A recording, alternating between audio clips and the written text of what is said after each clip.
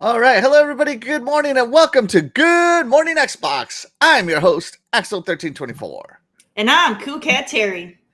Yes. And welcome to another exciting episode of Good Morning Xbox, everybody. Another week has passed us by. Terry, what you been playing? Dude, I've been playing nothing but New World Eternum. I'm like hooked on that game once again. I love it. It's just a blast. I got to level 65, which is your max end game level, Mm-mm. and I'm still not even through like the game. So I got so much to do. I think I still counted like at least five or six more territories on the map I have to explore still. So I got plenty to do. So I'm enjoying it. It's a fun game. Yeah, you are. Yeah. There you go. No. That's good. I've been on a Diablo kick all week. Played some Diablo 4. Finally got to the super end game content yesterday. I wanted to do a raid dungeon, but my friend straight told me, he's like, if we go do that dungeon, we're gonna get killed. Every single one of us. We're not gonna get far. And I'm like, what are you talking about? I'm like, Paragon level 25. He's like, I'm Paragon level 150. Trust me, I know what I'm talking about. And I'm like, okay. So I got a couple of more Paragon levels to go. One of my other friends, he just reached Paragon level. But we're having a good time. I'm having a real good time playing with my friends. Diablo. I have a build that just deletes bosses. Against minions, it's okay, but bosses, it takes them to town. It takes them back to hell. That's what it does. It's pretty good, pretty sweet. I bet I got to finish other games. I still have to finish Unicorn Overlord. I have to finish the DLC to Starfield. I have to download the DLC to Elden Ring and play that. I mean, there's still so many games I want to play this year, and it's just a matter of time. Like I don't even think I play like if I could have like 4 hours a day to play games, that I think I would catch up, but I don't know. What's 4 times 5? Yeah, 20 hours a week. Yeah, I should be able to finish a game, but my butt hasn't. I've been just busy playing Diablo instead, which just sucks all your time. So yeah. By the way, chat, let us know what you've been playing. We love to hear what you guys have to say. And shout out to my good buddy Doggy Dog. Thank you so much for being here. You are the real MVP. Let's see. Back from the dead joins us. Thank you so much for being here. You are the real MVP. Back. Crazy Greek dude is in the house. Thank you so much for being here. You are the real MVP. Doggy Dog says he's been playing Call of Duty Zombies on Friday night. Oh, that sounds fun. Final Fantasy Pixel Remaster on the PlayStation version. And Final Fantasy Pixel Remaster on the Xbox version. Hey, man. That's a good batch of games right there. Shout out to Jacob Novik. Thank you so much for being here. You are the real MVP. Appreciate you. All right, let's get while we let the chat filter in here. Let's get into the announcements, shall we, Terry? So this is stuff that's in the news, but not really much to say. We're just letting you know that they're in the news, but we don't have much of an opinion either way. So up first, Terry, I don't know if you know this, but Hoyoverse is potentially bringing Zenless Zone Zero to Xbox. Now, this is from a trusted Hoyoverse leaker, Jabber Atara. Okay, he has done a lot of leaking on Hoyoverse's stuff in the past, and he has been pretty accurate from what I understand. Now, I'm not a Hoyoverse fan, so I'm just taking other people's words on him, right? But if you know on Hoyoverse, we got oh Jesus Christ, what I had the name of the game. It's not is Space Train or whatever it is on here. Well, what are the Hoyoverse games? I've never even heard of Hoyoverse, so you're asking the wrong person. Yes, you have. Anybody know the Hoyoverse games? Jesus, I just went blank. I had them on the tip of my tongue. They have a train game, like a space train game, and then they have like a regular RPG, like a high-tech RPG, but I forget what it's called. Anyways, they're bringing Zenless Zone Zero to Xbox, and this is what it looks like, right? Now, this released on mobile first. Hoyoverse is a mobile first company, and then they bring stuff over to consoles. But you know what? I'm gonna look them up. Hold on. Let me look up Hoyoverse. I am so like Hoyoverse. All right. Oh, yeah, yeah. Genshin Impact. They brought Genshin Impact to Xbox. It was announced. Do you remember that, Terry? Okay. It was. I do recall Genshin Impact is now on Xbox. Yes, it's now on Xbox. They got Honkai Star Rail as well, and these are some of the biggest mobile games in the world right now, right? And so they're bringing this game, Zenless Zone Zero, to Xbox, which you can play right now on your phone. You can play it right now on Steam and on PlayStation, but now it is coming over to Xbox according to this leaker. Look at this incredible gameplay, Terry. Come on, come on. This is epic mobile gameplay at its finest right here. Let me fast forward to some more epicness. This guy's just doing a bunch of leveling up crap. All right. I think he's getting his stuff. I really want to see some gameplay, dang it. There's a lot of talking. They're like mobile RPGs. Good God. So much talking still. Terry, are you looking forward to the talking? No. No. All right, I'm just going to start skipping around because there's a ton of talking. All right, what the heck is going on here? Okay, here we go. Now we get to the action. So it looks like a stylish shooter.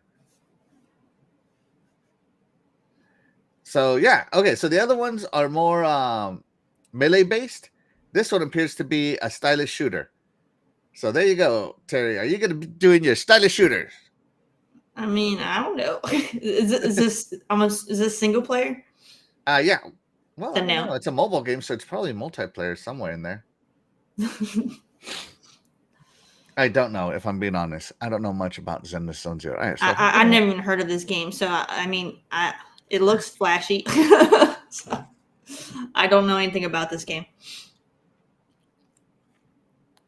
Okay, it's an urban fantasy action RPG, Zoneless Zone Zero. Let's see. It's going to have a new main story with Yunagi, the deputy chief of Section 6, who's an S-level electric. So there you go. Zenless Zone Zero coming to Xbox, everybody. His helmet must not be very good if he felt a punch. Maybe she's super strong. That little girl just punched this man with a full helmet and made him cry. Like, I don't know. I mean, maybe she's a really tough lady, you know? More about this, like I click on the Hoyoverse website. Okay, here we go. Why doesn't it tell me what it is? There we go. Go to the official site. Okay. Get rid of that. Oh my God, why is there so much music on this? Okay. Characters, game features. Dual identities in a singular adventure. Build your squad, fight fast-paced battles, unique style and music, immersive experience. Various faction entwined stories. Dual identity. Okay, we already read that. Yeah. I guess you just got to play it to figure it out because even their website is not doing a very good job of describing the game to me. So play it, Terry, play it. Let's see. Jacob Novik says he's been playing Call of Duty Zombies yesterday. All of my nearly 13 hours played on Black Ops 4 Zombies. I rewatched the South of Midnight gameplay trailer many times today. It just looks so beautiful. He's excited. Hey, man, that's a good reason to be excited. Shout out to Chael Walker. Thank you so much for being here. You are the real MVP. Thank you so much for being here. Let's see. Jacob Novik says, remember, Genshin is coming to Xbox after four years, but if true, Zenless Zone Zero will hit Xbox within 6 months. Same dev, by the way. Yeah, I saw Hoyoverse. The Hoyoverse. Yeah. And Chair Walker says, little girls beating up grown men is standard for anime-type games. There you go. Oh, and my internet has decided to crap out. I apologize about that, guys. So there you go. Zenless Zone Zero coming possibly to your Xbox. Next rumor, you ready, Terry? I'm ready.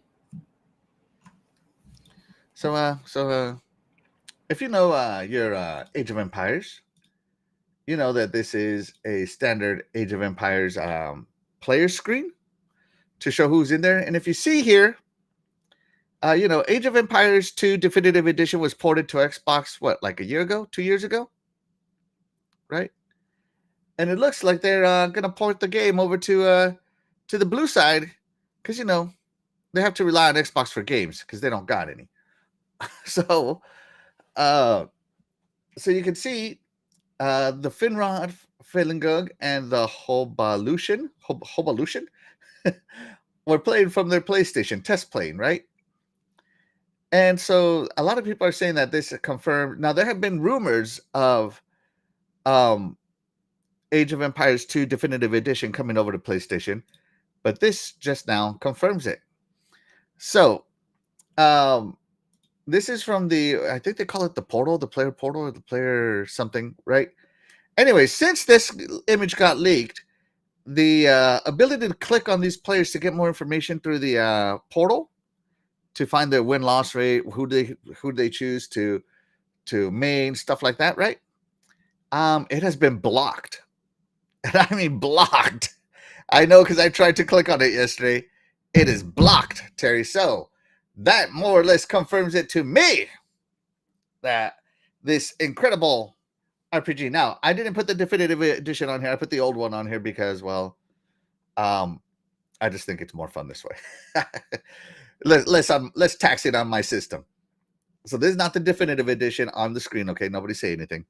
All right, but this game is basically now coming to PlayStation 5. Terry, what do you think about that? I've never played Age of Empires. So I mean, oh my gosh, I've never played one. Like, isn't this a PC game first? It's a PC game. Well, I mean, Age of Empires came out like in 1990 something. Age of Empires 2, I think, right? And so this is,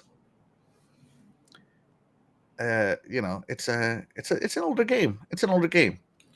I have no problem with it going on PlayStation. You have no An problem. old game. It was on PC first. Bring it to consoles. Let everybody enjoy it. That's into the RTS civilization kind of stuff. All right, let them have fun. Now this is what the new edition looks like compared to the original edition. So this is the definitive edition. You can see how much smoother it looks in comparison to this, what we had to play in the PC. Now, Age of Empires as a franchise, I don't think is new to PlayStation. If I recall right, the OG Age of Empires was ported to the PlayStation, right? And so it's not new to the PlayStation consoles. So, it's not like this game is suddenly coming over and has never been there before. So this is already an existing multiplat that was ported over to as many systems as possible, including the OG PlayStation back in the day, if I'm not mistaken. Of course, I could always be 100% wrong in every statement I say, guys, so be sure to double check me. As a matter of fact, let me double check me. So I'm not against this one because, well, it's just more people for me to not play against because I only play against PC because I don't want to get my butt kicked. I like Age of Empires, but I'm not very good at Age of Empires, if that makes any sense. So, yeah. All right, so Age of Empires Mythologies was on the Nintendo DS. No, Age of Empires on PlayStation. I could have sworn it did. See, this is why it's important to double check my work. All right, let's see. Platforms. No, it was on PlayStation 2. I was right. Okay. Yeah, Age of Empires was on the PlayStation 2. All right, so there you go, Terry. So Age of Empires making its triumphant return to PlayStation. So I personally have no problem with this one, as it is an RTS game, and I feel like the blood of RTS, there's not as many RTS guys out there anymore. You know what I mean, Terry? I know what you mean. I'm not one of them. Yeah, we're a dying breed. So you I have no are. issues with this one going over. No, let people play it. Although I would love it if they got this version. But of course, then Jim Ryan would be right in that whole saying that, oh, Xbox is going to give us the crappy version, whatever he said, right? All right, so let's see. Let's see. Shout out to Graphic God. Thank you so much for being here. You are the real MVP. Chet Walker said, Age of Empire went to mobile, so why not let it be on PlayStation and Switch? Yeah. Graphic God says, didn't I play this on my Pentium 2? Is this your gameplay right here, Graphic God? Because it looks like it's running on a Pentium 2. Trust me. Let's see. I want it on the Switch. Yeah. Let's see. Shout out to B. Nice. Thank you so much for being here. You are the real MVP. Appreciate you. Let's see. Chet Walker says Age of Empire 3 mobile on PlayStation Portable. Okay. Jacob Novik says Xbox taking money from PlayStation players. The 70% will always be sweet. Absolutely, because so this is getting ported, going to probably be $60, $70 on. This one is getting ported, probably going to be $60, $70 on Team Blue, but it's going to be regular money on Game Pass for us. And shout out to Dreadpool for joining us. Good morning, Dreadpool. How you been? I'm not used to being here. Yeah. How you It's guys been a doing? long time, buddy. It's been a long time. Yeah, it's been a long season. So last night, thanks for stopping in. We had our first video for live stream for our new channel. But yeah, we're here, hanging out, getting ready to talk about some controversy and how dare they make this for PlayStation. I can't believe this. No, what's funny is uh, Age of Empires is really associated with Microsoft more so than it's associated with Xbox. Right? So there shouldn't be any issues for anybody letting this go to PlayStation, as old as it is. You know what I mean? So, yeah. Yeah, and this is just Age of Empires 2. But if they're getting Age of Empires 2, they're definitely going to get Age of Empires 4. Yeah. Just at the same time, it's is it known to be an Xbox IP or is it known to be a Microsoft PC IP? Hey, well, Microsoft gaming no longer exists. It's all about Xbox gaming now, buddy. Get with the brand. That's what I'm getting at. It's like this isn't known to be an Xbox game, so I don't see. Well, maybe there might be some pitchforks on the game there, but I don't see any pitchforks anywhere else. Yeah, I know.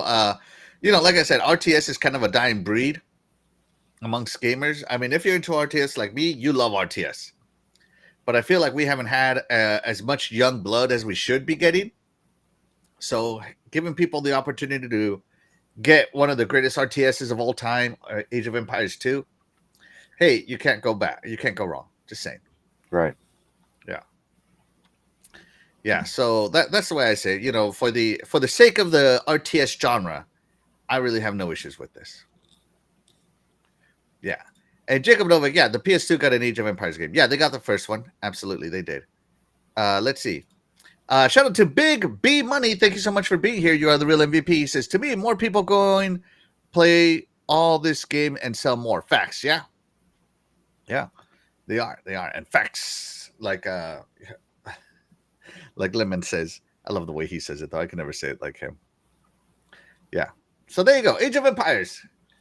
If this screenshot is to be basically the confirmation, it's getting over to Team PlayStation. All right, let's get over to an Xbox announcement. So this is official, not a rumor.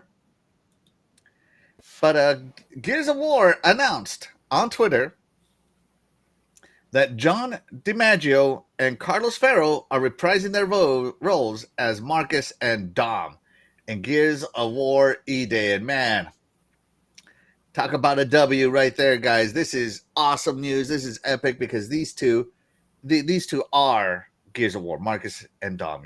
At least they're OG Gears of War, if you will, right? We fell in love with the characters all through Gears of War 1, 2, and 3. And it's just awesome to be able to have them reprise their roles as their younger selves in Gears of War E-Day. But they're going to have their older voice. So I think it's going to be fun. I think it's going to be really great. to see these two reprise their roles, because I mean, you remember hearing all these screams and everything, right? I mean, just watching this cutscene, I can hear it. So it's going to be fantastic to see these two reprise their roles. Terry, what are your thoughts on these two reprising their roles? No, I think that's great. It's just these when it comes to the Gears franchise. Those Marcus and Dom, they're iconic. They're everything for the whole brand. So to stick to the original voice actors is good because it'll sound weird. It would sound weird if it was someone completely different and it didn't sound like them. So I mean, it's still gonna sound a little weird because they're gonna not sound like they're in their 20s, but it'll. I think overall, I think people will like it. Yeah, I think it's true, and eventually they're gonna have to be replaced because people do get older and stuff like that, right? But you know, but for right now, thank God that they can still play it. Dreadful, what do you think? I mean, they're back where they belong. What else? What else is there? We saw what happened with Sam Fisher. When your main voice actor is not dead yet and they can still do their part, why would you swap them out? I mean, I understand here if they were trying to do it because they wanted them to sound younger, but they're not that young to make the difference. You know what I mean? So we're good. It is exciting. It just means they're in the right direction so far. Mhm. And no, I'm happy to see them come back. Absolutely, and I'm excited for this game. I'm a huge Gears of War fan, so I'm really excited for this game. Loved all of them. Yes, great news. Jacob Novak says, question to everybody in the chat and the panel: if Xbox continues to port games to PlayStation, would you be okay with it if that 70% hops goes? Blah blah blah. All right, so would you be okay with it? And then he gives a reason why he would be okay with it. I guess so. But we've talked about this many times on this channel. I am accepting of it, but I'm not okay with it. I think exclusives are needed. Terry, I think her position is she's okay with it, right? Yep, I'm fine with it. Won't affect her. And Dread, what is your position? It depends on the game. All right, so he's If he's it's a, uh he's mild, right? I'm in between. If it's a staple game known to be an Xbox exclusive, that needs to stay an Xbox exclusive. If there's other games that, um, Call of Duty is a perfect game, right? That game just needs to stay everywhere. It doesn't matter. They're going to bank their money. They're going to make more money for it going everywhere.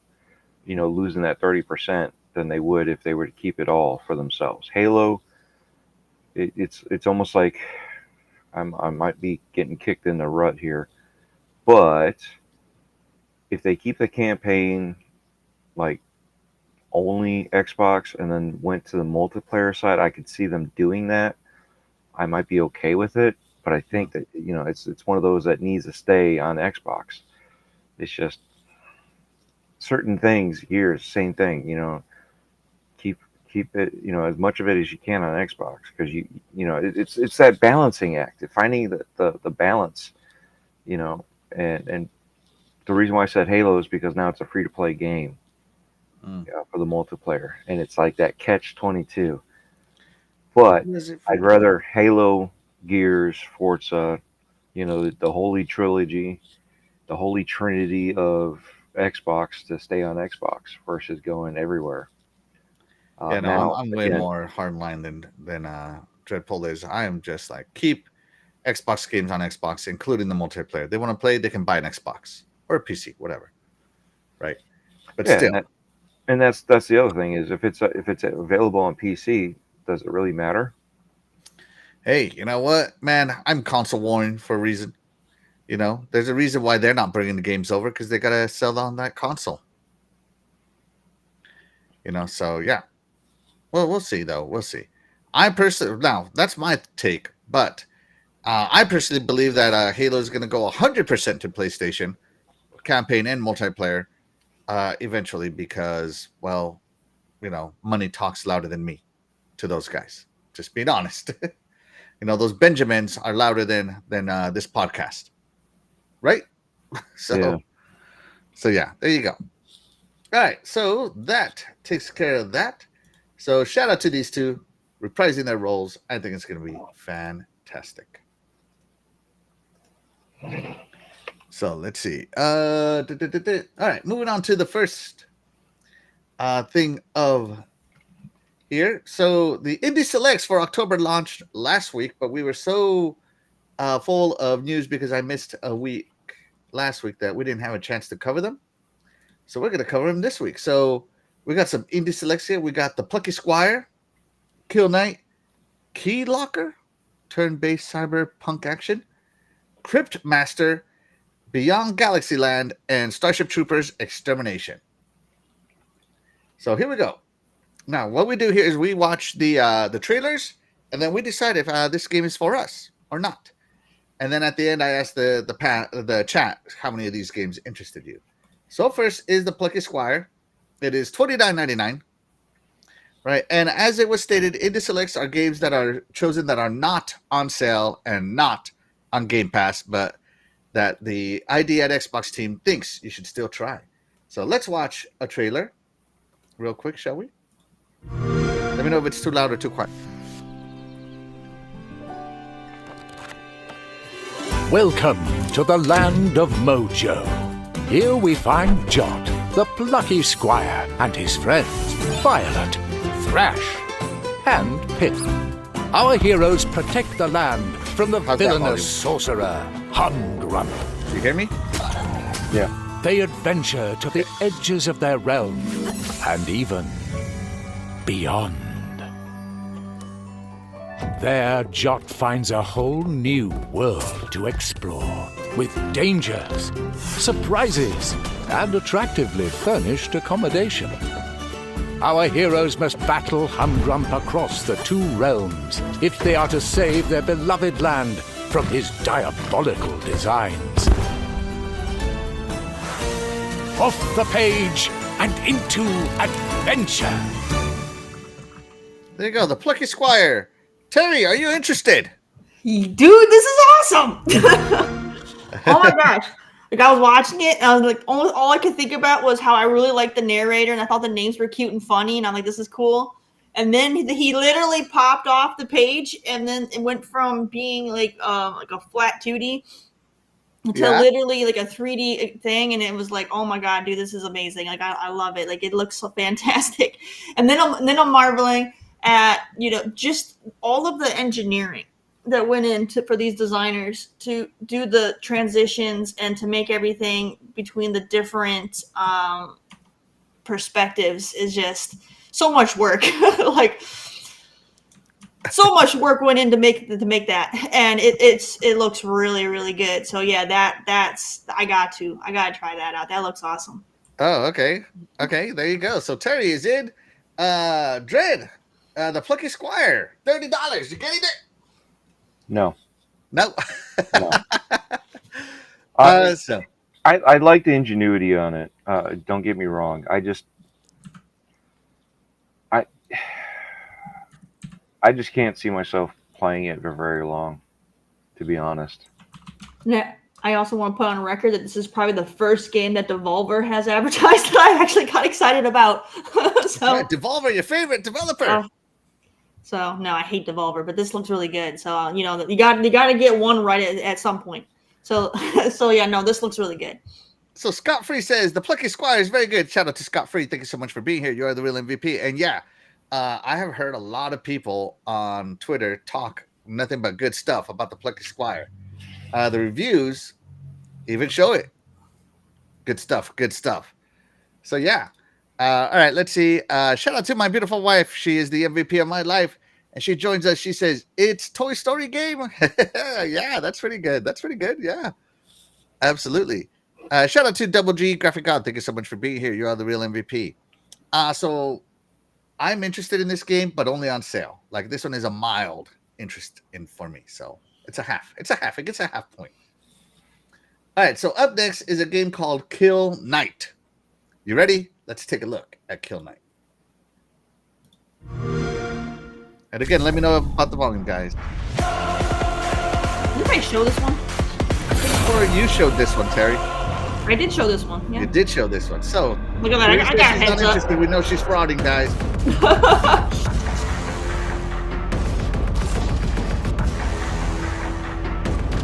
And this is a twin stick shooter, right? Style? Yeah.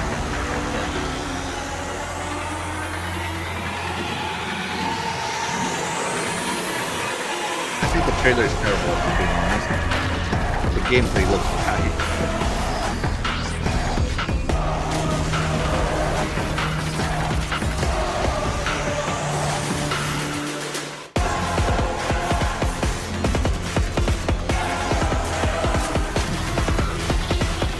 I think this is the exact trailer you showed, Terry. It is, yeah.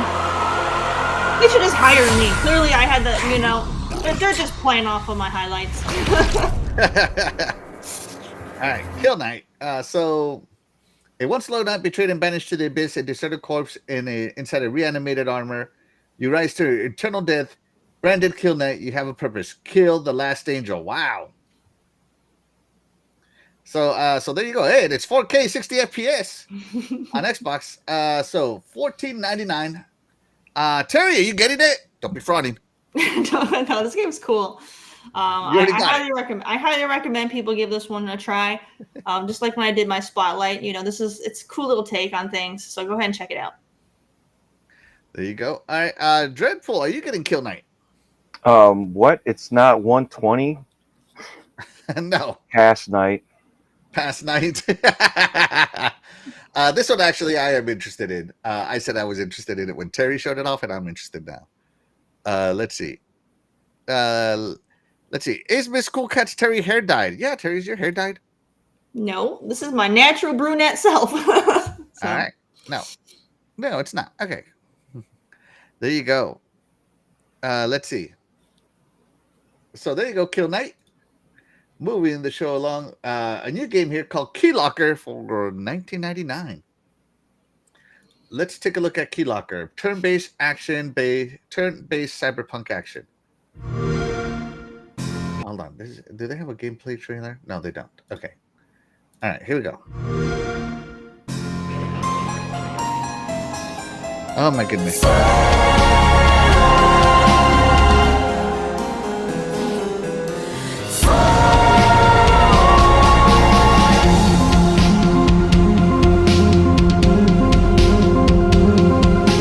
The animation pixelated. It's a tactics game.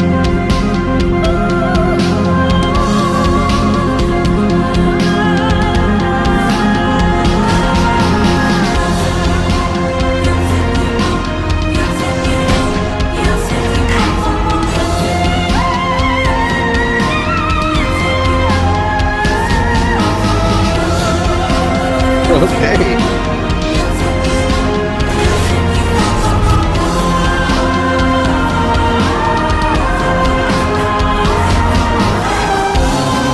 Oh, Guitar Hero.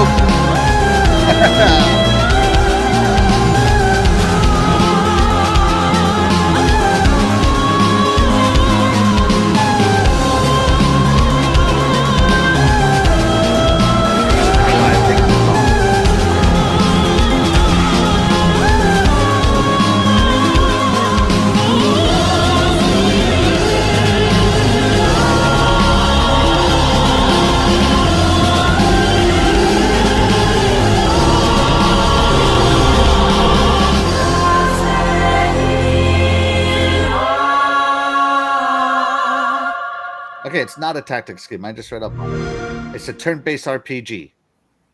Okay. It's right in the title that you read. Well, turn-based can be a lot. No, I know. Right, so Keylocker is a cyberpunk turn-based rhythm JRPG. Play as the singer and songwriter Bobo. Feel your moves with the electric-powered music in this unforgiving plan by using real-time execution of moves in rhythm game style. Choose a unique class, battle authorities, and unlock secrets of Saturn. Play in your own band, concert, and hack into the network to bring an end to this corrupt system for better or worse. So there you go. Let's see. It's one review, 5 stars. So there you go. So Key Locker. Terry, you're interested? Yeah, I mean, I don't know how to. It's the music that's really kind of pulling me in, and so for the game to be more focused on the music side, and if the rest of the music is anything like that music for that trailer, I'm in. I'm in. I listen to a lot of symphonic metal, and so if they have a lot of music similar to that, then oh yeah, I would play it just to listen to the music. So I'm in. All right. Well, there you go. Terry's in. Dread, you in? Yeah, I'm gonna lock it up, throw away the key. All The right. music zoned me out. Yeah, I mean, if you saw me, I wasn't paying attention anymore because it got a little too much to me. So yeah, no, definitely No, throw away huh? the key. Yeah, sorry. All right. I am halfway interested in this one. The gameplay, the art style really gets to me. Like I don't mind pixel style, but I feel like this was like lazy pixel almost. But we'll see. We'll see. This one is a maybe. This one is a maybe on my list. It might be on sale, or if someone wants to gift it to me, I'll add it to my wish list. All right. Crypt Master is our next game. This one is $25. And let's take a look at Crypt Master console launch trailer. Oh, so this was on Steam first. Okay. And Graphic God says metal, and Scott Yeah. Free says the rhythm based part of the game I would suck at. Right? Yeah. Let's see. Crypt Master. Hello. Let's move along. I am the Crypt Master. You can finally begin your journey into my world. Let's get those rotten old brains of yours working. What will you do? You fellas just up for the crypts, yeah? This altar is dedicated to Shalia, the goddess of life. But I will make you wish you'd never been resurrected. Actually, I don't care. Yes, feel your power grow. We have a long way to go to reach the surface. Now, don't keep me waiting.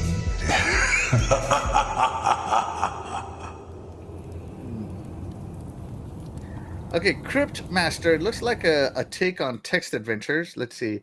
Say anything in this bizarre dungeon adventure where words control everything. Fill in the blanks with text or voice. Okay, thank God. To uncover lost abilities, embark on strange quests, and solve mind-bending riddles. Can you conquer the crypt and uncover the mystery of the heart of Crypt Master? Okay, so there you go. Crypt Master. Terry, what do you think?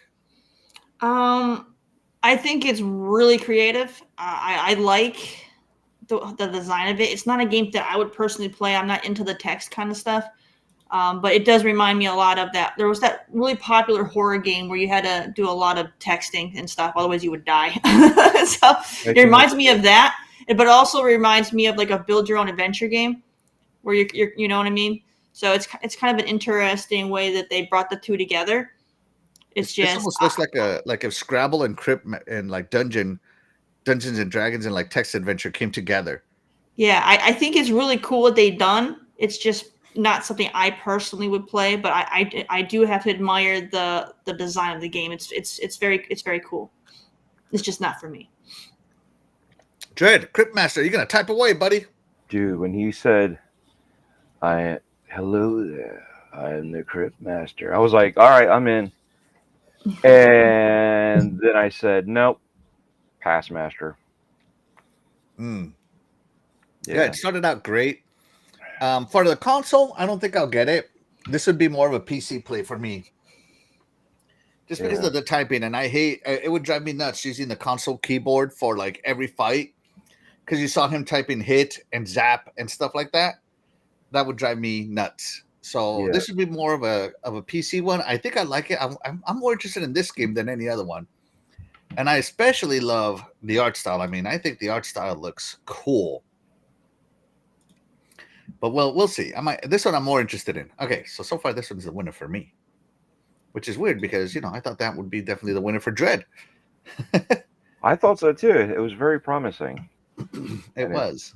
Definitely not Typing of the Dead, but Yeah, not Typing of the Dead, but that was a great game. All right, so up next is Beyond Galaxyland, and it's on sale. Whoa! Oh, and it's on Game Pass. What? It violated the indie spotlight rules. Maybe they put it on Game Pass after they had already picked it. Maybe because that's supposed to be. It's not supposed to be on sale, and it's not supposed to be on Game Pass. it ends in 2 days, so it's been on sale for a bit. Yeah. So this one violated the rules. See, the rules keep on changing. That's right. All right, so we're gonna go to the gameplay trailer. Okay. Here we go.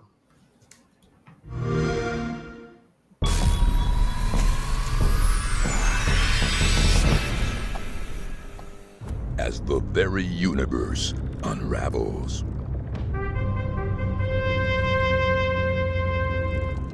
And all life hangs in the balance. Space game. You better start believing in heroes. Star Wars meets Final Fantasy. Guys? Stranded a billion light years from home. No idea if Earth still even exists. And a sentient gas cloud devouring the cosmos? You're not gonna save this universe alone. Skyrocket across the far reaches of the galaxy to assemble a ragtag crew of specialists that might just tip the balance. Did he catch that thing? Though with every planet teeming with galactic nemesis and a secret power manipulating reality from behind the curtain. It's awesome. Defending time and space might be easier said than done.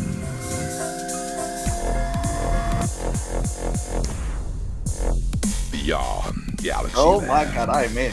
Plummeting to Earth on September 24th. Wishlist now. I love this game. Holy cow, I am right. in. It's on Game Pass. I'm downloading this bad boy. Terry, talk to me. Yeah, it kind of got me too. Like I'm a sci-fi nerd, so that kind of got me with the sci-fi aspect of it. And then the movie aspect with the narrator. I obviously that narrator isn't going to be in the game, but it just helps sold the trailer to me. And I also really like the panning of the camera, which is a nice little touch. It makes it feel like you're being watched. I don't know. I like stuff like that. Not a lot of games do camera panning like that because it feels too much like a movie. But I like little stuff like that. So yeah, it's kind of cool. I want to check it out. Yeah, no, I'm all in on this one. Wow. Dread, what about you? Are you in on Beyond Galaxyland? It's on Game Pass. All right, excluding Game Pass, right? We talked about no sale, Yeah, no no, Game I would Pass, buy this right? one. So Yeah, for sure. for $18, right? $18. Music Yeah, not was on sale. great. It reminded me of Spaceballs. You know what I Yes, mean? thank you, because it was parodied a lot of everything, right? Right. Yes, Even the thank first you, ship Dread. You got it on the reminded net. me of Yo, Battlestar Galactica. Those ships, you know what I mean? So it's like a whole bunch of different things. It was like, all right, this is kind of cool. But for $18, I'm gonna go Beyond Passland. What is it? Beyond Passland. Beyond Pass. Are you passing for $20? Yeah. Oh my gosh. Okay, what about Game Pass? You gonna try it? Being that it's on Game Pass, I'll try it. All right. Without Game Pass, I would definitely. This game got me. Now that I know it's on Game Pass, because they broke their own rules, I'm in. But I was in before that because wow, I mean, even the cover, like it has like a Wookiee wannabe, a Final Fantasy Red Mage, a Han Solo wannabe here. Oh my God, I love it. Yeah, Spaceballs. You nailed it, Dread. You nailed it. Yep. All right, there we go. So let's see. So up next is Starship Troopers Extermination for $50. And this is an indie game? Since when are indie games $50? Good God, let's see. This I game better mean, be like we think 4. of Witcher, Witcher 2. I'm Indeed. talking about the name. All right, here we go.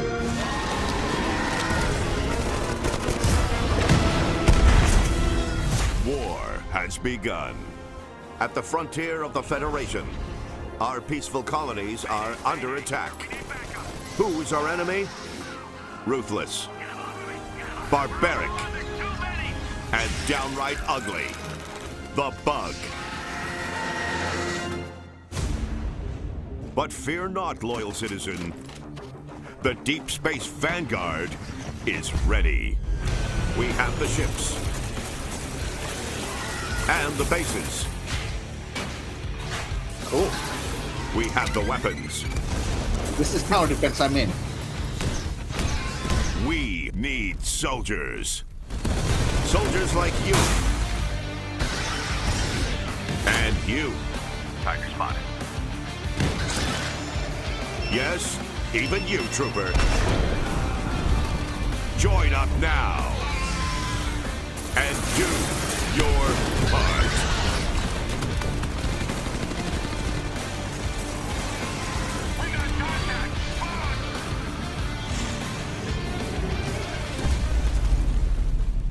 And remember, service guarantees citizenship. All right, so this just launched. General Rico here. You report to me now, troopers.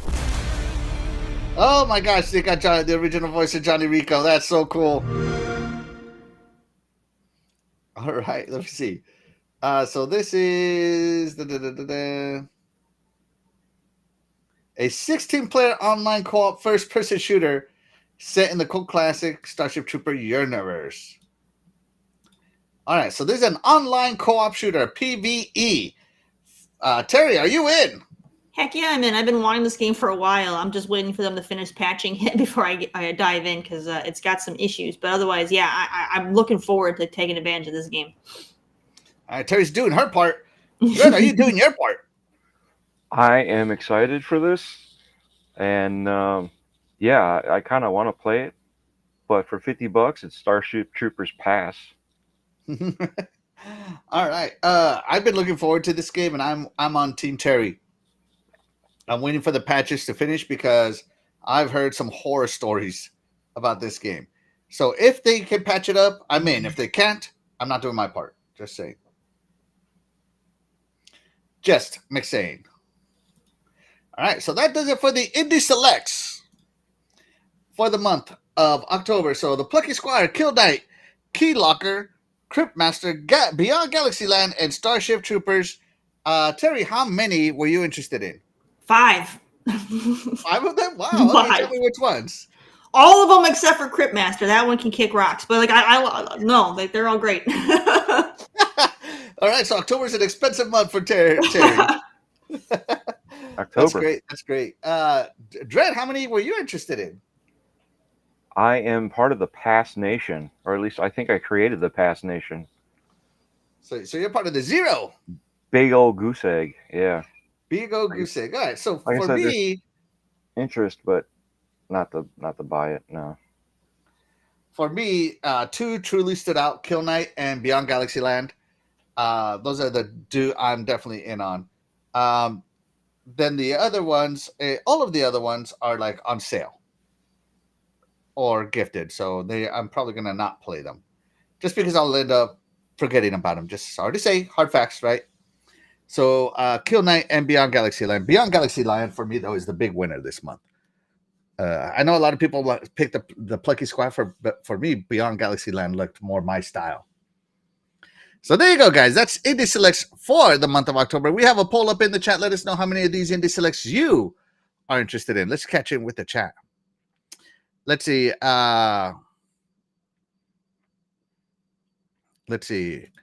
So Be Nice says, I heard Starship Troopers is a good game. I've heard similar things. It just needs some patchwork. Right, Terry? Yeah, people like it. It's got a lot of issues. It's got the bugs that you don't want. so yeah, no, they got. You're supposed to be warned against. Yeah, so it needs to get some more TLC. Some more TLC. All right. And I gave the chat a few more seconds here to vote here. I think we're good. Terry, how many games was the chat interested in? Oh. Ooh. So we got 6 voters. We had 33% like between 3 and 4. Another 33% like between 5 and 6. 16% didn't like any. And another 16% were happy with at least 1 or 2. That's technically the most our chat has ever been interested in. So yeah, October Indie Selects are great. It looks like, yeah. But yeah, Beyond Galaxy Land, gotta play that one. All right. Moving on. So Take-Two Interactive did their quarterly call, if you did. Their earnings call and all that good stuff, right? And somebody had the audacity to ask this question. The shareholder asked the CEO and asked them, the Series S is by design a lower spec console, and presumably GTA 6 will push a lot of boundaries technically, I would suspect, right? The rest of it is like, do you think that GTA 6 would work on the Series S as it's a lower spec console, right? And Strauss says, we support the platforms where the consumers are for as long as they're there, and we find a way to support platforms. Basically saying they're going to find a way to make it work, right? The quote, let me see. Can I find the quote? What's his name? Strauss. That's kind of like egg in your face, because apparently the S is not that great. And, from certain devs, forget the fanboys, find a way to make it work. You're cutting in and out, Dread. What? I was saying the S is apparently a lesser system that nobody cares about. They can't do it, so when you don't talk about the fanboys, you talk about the devs saying that they can't do it because it's a lesser spec. But here they are saying that they're going to find a way to make it happen. So sounds a little odd that they're still willing to do it. Right? Yeah. Hold on. I know I can find this somewhere in here. I know I can find this quote. Dun, dun, dun, dun, dun, dun, dun. Do do do do do do do. Do do do do do do do do do do do do.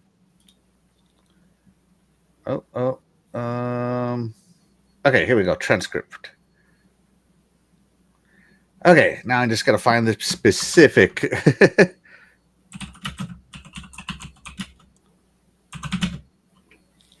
Okay, so the person that asked this question was Clay Griffin.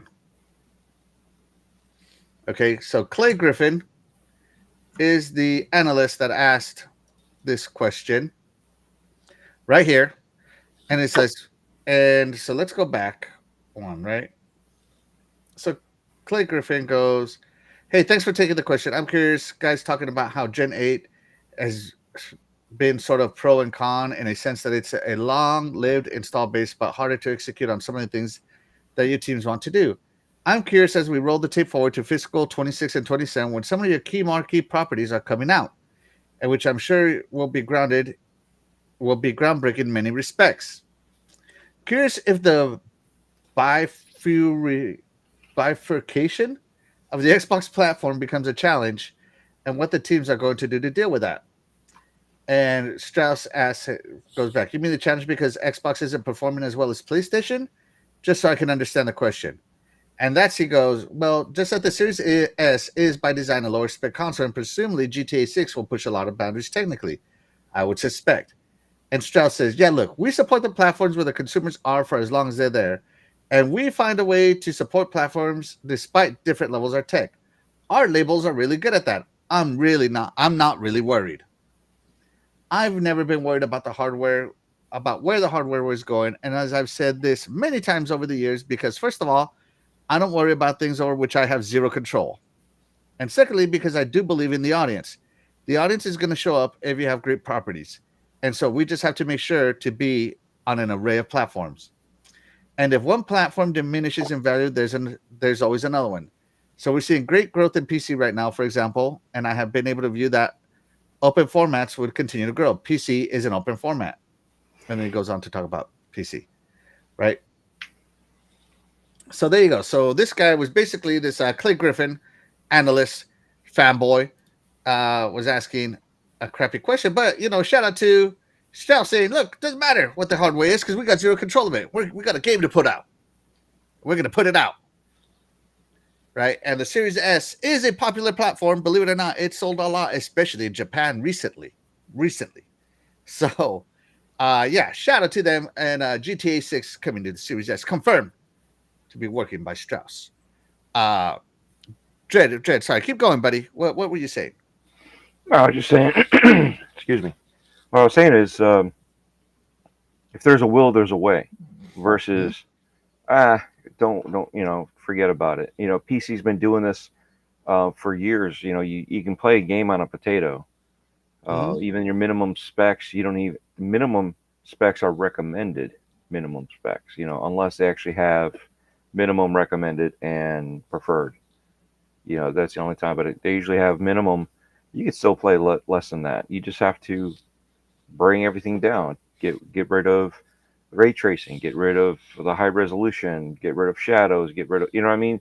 You have to pull back, and that's less stuff that needs to be operational in the CPU or GPU, depending on which way you look at it for the PC. And when it's on the consoles, it's all in one anyway. So you got to bring it back down, scale it down. Everything is scalable. People forget about that. Certain things are not scalable, like the engine code. Most of those are not scalable, but the graphics are. So you bring all that down. I've been saying this for how long? For like the longest time. Interviewing devs, you find out you can only fit so much in a box, and that's where they have to design everything. Everything's in that box first. After that, everything else is just frosting on the cake. And that's where your ultra settings for graphics and ray tracing and all that's all extra frosting. So these guys could do that and still make keep the game playable. That's the main thing, is keeping the game playable. If they have to reduce the frames, then they'll have to do that. But at the same time, 30 frames isn't that bad. We've gotten used to it. I know some people do have issues with 30 frames a second, but if you want to have all that stuff, you put it on the higher one, and then you just reduce back down to what you can do on the lower spec one. But at least it keeps you there. And then as an Xbox owner, if you're on either platform, the game is downloaded depending on the platform you're on. And if you're on PC, you're good to go. It doesn't matter. You can decide which way you want to go. You can play around with all the settings. And I still think that we need to be able to have a certain degree of settings other than just telling me it's performance versus what's the other one? Performance, and I forgot the other setting. But anyway, if you don't do that, people don't understand, and they just like, well, this console sucks. Yeah, for you it might suck because that's what you were led to believe. Just like we're led to believe the Pro does all this extra stuff, and it really doesn't. It does more, but it's not as much as they led you to believe. A lot of these fanboys hype things up well over what they're worth and hype things down well under what they're worth. So you can't really listen to those people. But you listen to the devs and what they can do. There's limitations for certain things that Xbox puts in place, and that might be an issue. And that was one of the issues that they had with Larian Studios. But Xbox was like, all right, we'll work with you and try to fix this with you. But that's the thing, is you need to be able to do that. Yeah, absolutely. So it's good to see that that they have trust in their people to put it out everywhere. Doggy Dog brings up a good point here.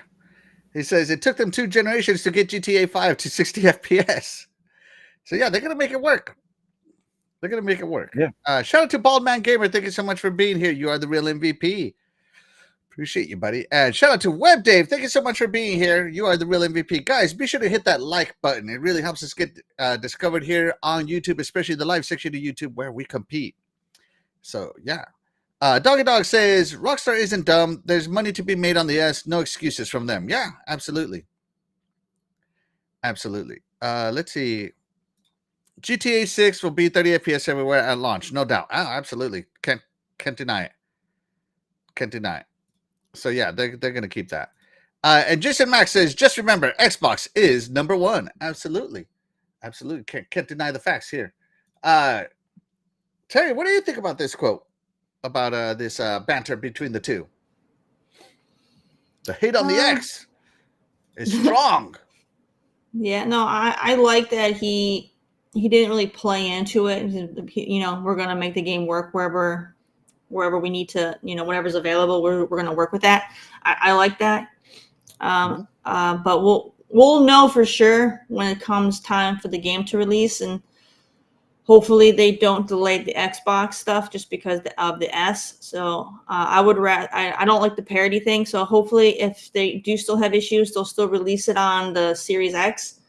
And then they can work out whatever they need to work out for the S, so people can still get access to it on Xbox, because it's not going to go well if everyone gets the game except for the entirety of Xbox consumer base. So they need to hopefully have it working properly so that everybody can release at the same time, but don't take it away. Yeah. Yeah, I really, you know, one of my good friends, he is not as big a gamer as I am, so for him to get the S, he loved it. He goes, why? I get all the games. And I'm like, well, what about your 4K TV and all this stuff? He's like, you know, I don't have a 4K. My TV's still 1080. You know, I'm a cheapie, right? And I'm like, I do know, which is so funny because he makes like 3 times as much money as I do, right? He'd just rather spend his money on other things, right? So to him, the Series S is a golden nugget, if you will. He loves that he can play all our games with us on a console that is competitively priced. And I'm sure a lot of people appreciate it, right? And so the fact that, you know, this guy's like, I'm not worried about the Series S. That's fanboy talk. He goes, you know, as long as it has an audience, we're going to make a game for it. So I love it. And he goes, you know, our labels are really good at that. In other words, he goes, we've hired the talent to make it work. I mean, when they average one game every 20 years, you would hope that they can put it out on everything available. Come on, Terry. They just put out a 60 FPS patch for GTA 5. Come on. Come on. Come on. Come on. Let's see.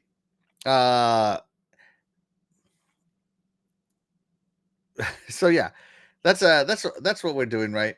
And so yeah, I personally am looking forward to see GTA 6 launch on Xbox, and I agree with both of you. I hope it launches at the same time. We don't have one of those launching now on the Series X and later on the Series S kind of debacles. So yeah, I'm very hopeful for that. So yeah. I don't know what that means. Do you mean golden? I think he means golden.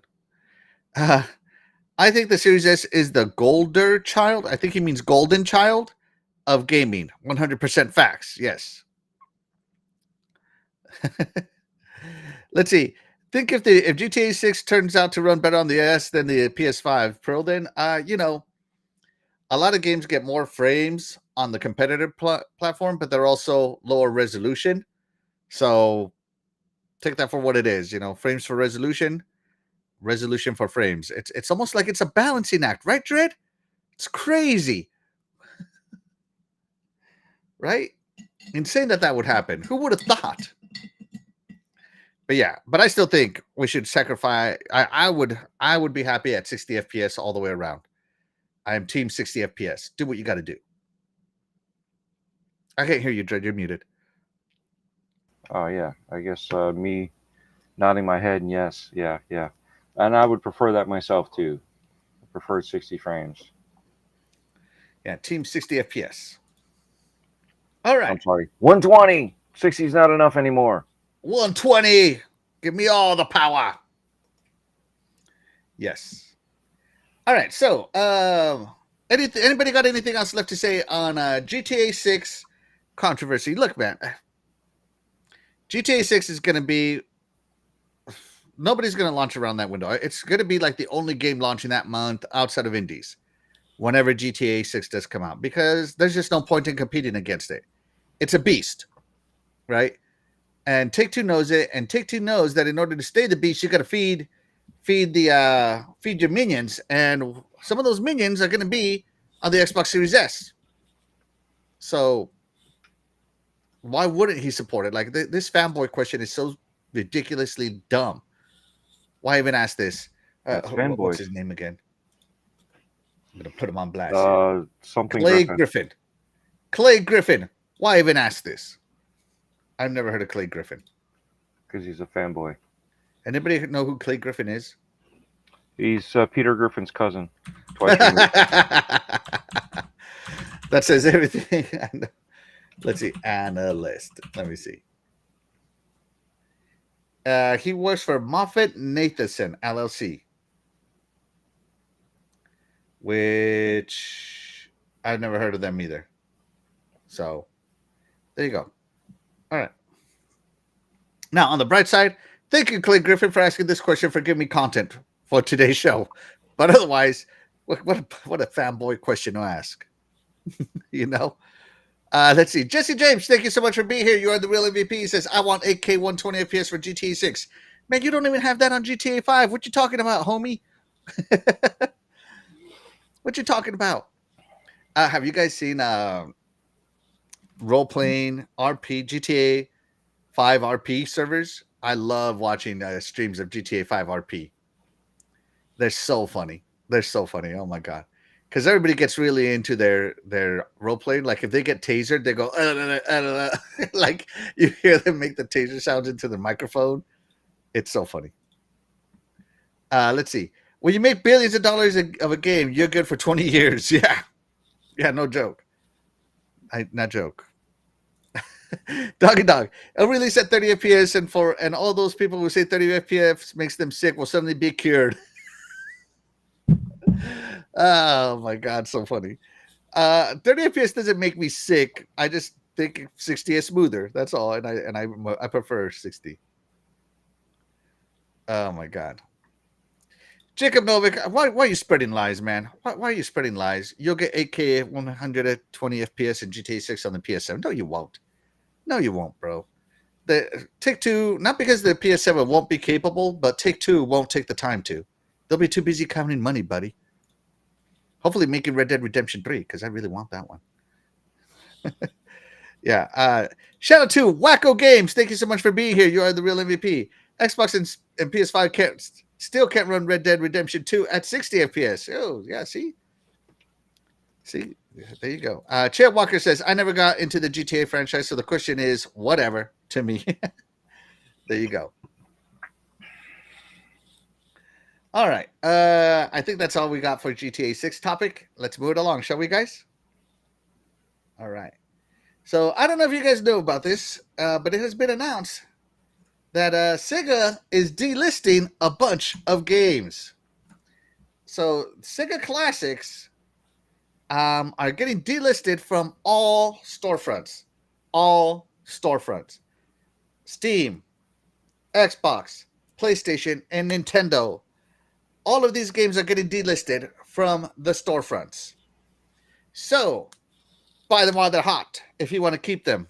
Okay? So, let's find out which games are getting delisted. Now, just because they're being delisted, they say you're still going to be able to buy them, right? So, on Xbox, of course, because there's an Xbox podcast, the games getting delisted are Altered Beast, Crazy Taxi, Golden Axe, Monster World, Nights into Dreams, Sega Bass Fishing, Shinobi, Sonic the Fighters, Streets of Rage, Toe Jam and Earl, and Virtual Fighter 2, and all the games from the Sega Genesis Classic Collection. Now you might be asking, what are the games on the Sega Genesis Classic Collection? Oh, I'm so glad you asked. Here they are.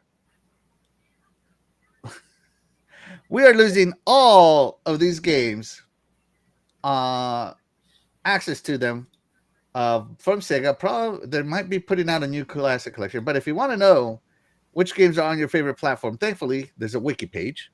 Shout out to Wiki. And there we go.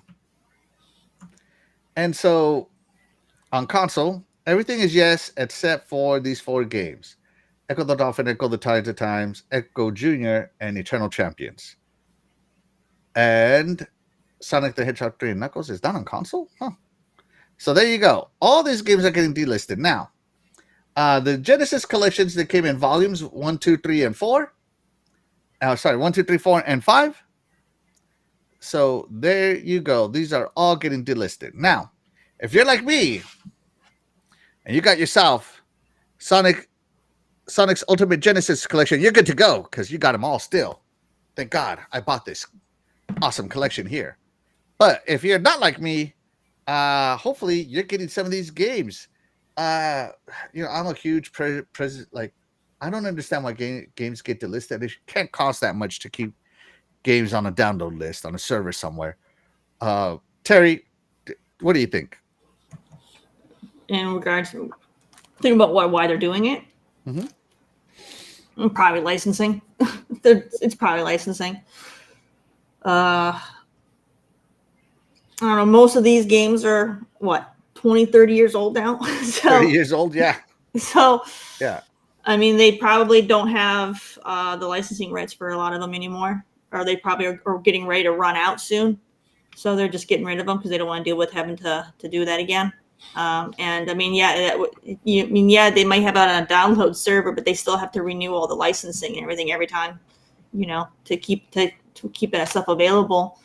So I mean, it's probably licensing, unless they're getting ready to release some new big collection and stuff. Then yeah, it's probably just licensing. And honestly, most of these games, I mean, there are people who still play them here and there.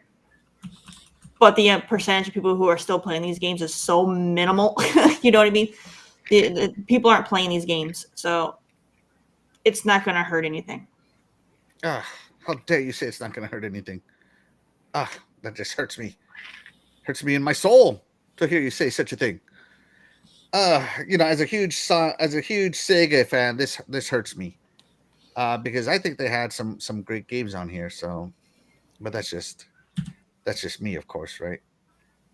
But I don't know. I feel like some of these 16-bit classics, like this one right here, Alien Storm, should be enjoyed by everybody. Dread, the Sega Genesis Classic Collection is getting delisted along with the non-classics. So also the Master System Classics and the remasters they made of select Sega Saturn games and select Sega Dreamcast games. They're all getting delisted. It's like all our classic hit Sega games are being delisted. Now, the store's not shutting down. It's Sega's decision to do this. Yeah, that Terry's kind of on the same point. There is new games are coming out. There could be like another classics coming out that they want to pull that off and set it up for new classics. Money, they own the licenses, so I don't know why it would be a licensing deal other than upkeep of the servers. Storage wise, these games are so small anyway that it wouldn't really be much for that. But again, you still got to pay for the server upkeep, which they're probably losing more money trying to keep them up and running versus the money that they're making keeping them up. So I'm sure there's quite a bit of things mixed into to make this happen. You know what I mean? So it's not just one thing. There's a few things. So it's a shame because I like to see this stuff forever. I want to see future generations. I like to see my future grandkids playing some of these games and seeing where gaming came from. For when I was a kid, I could say, hey, look, this is what I played when I was younger, and going to, my older ages. I want to see, them enjoy some of these classics. Yeah. No, we used to go to the arcade. We used to do this. Now we got to play it at home and stuff like these stories that they'll probably think I made up anyway. Don't listen to him. He's lying. He's So lying. yeah, Is that what you think they're gonna say?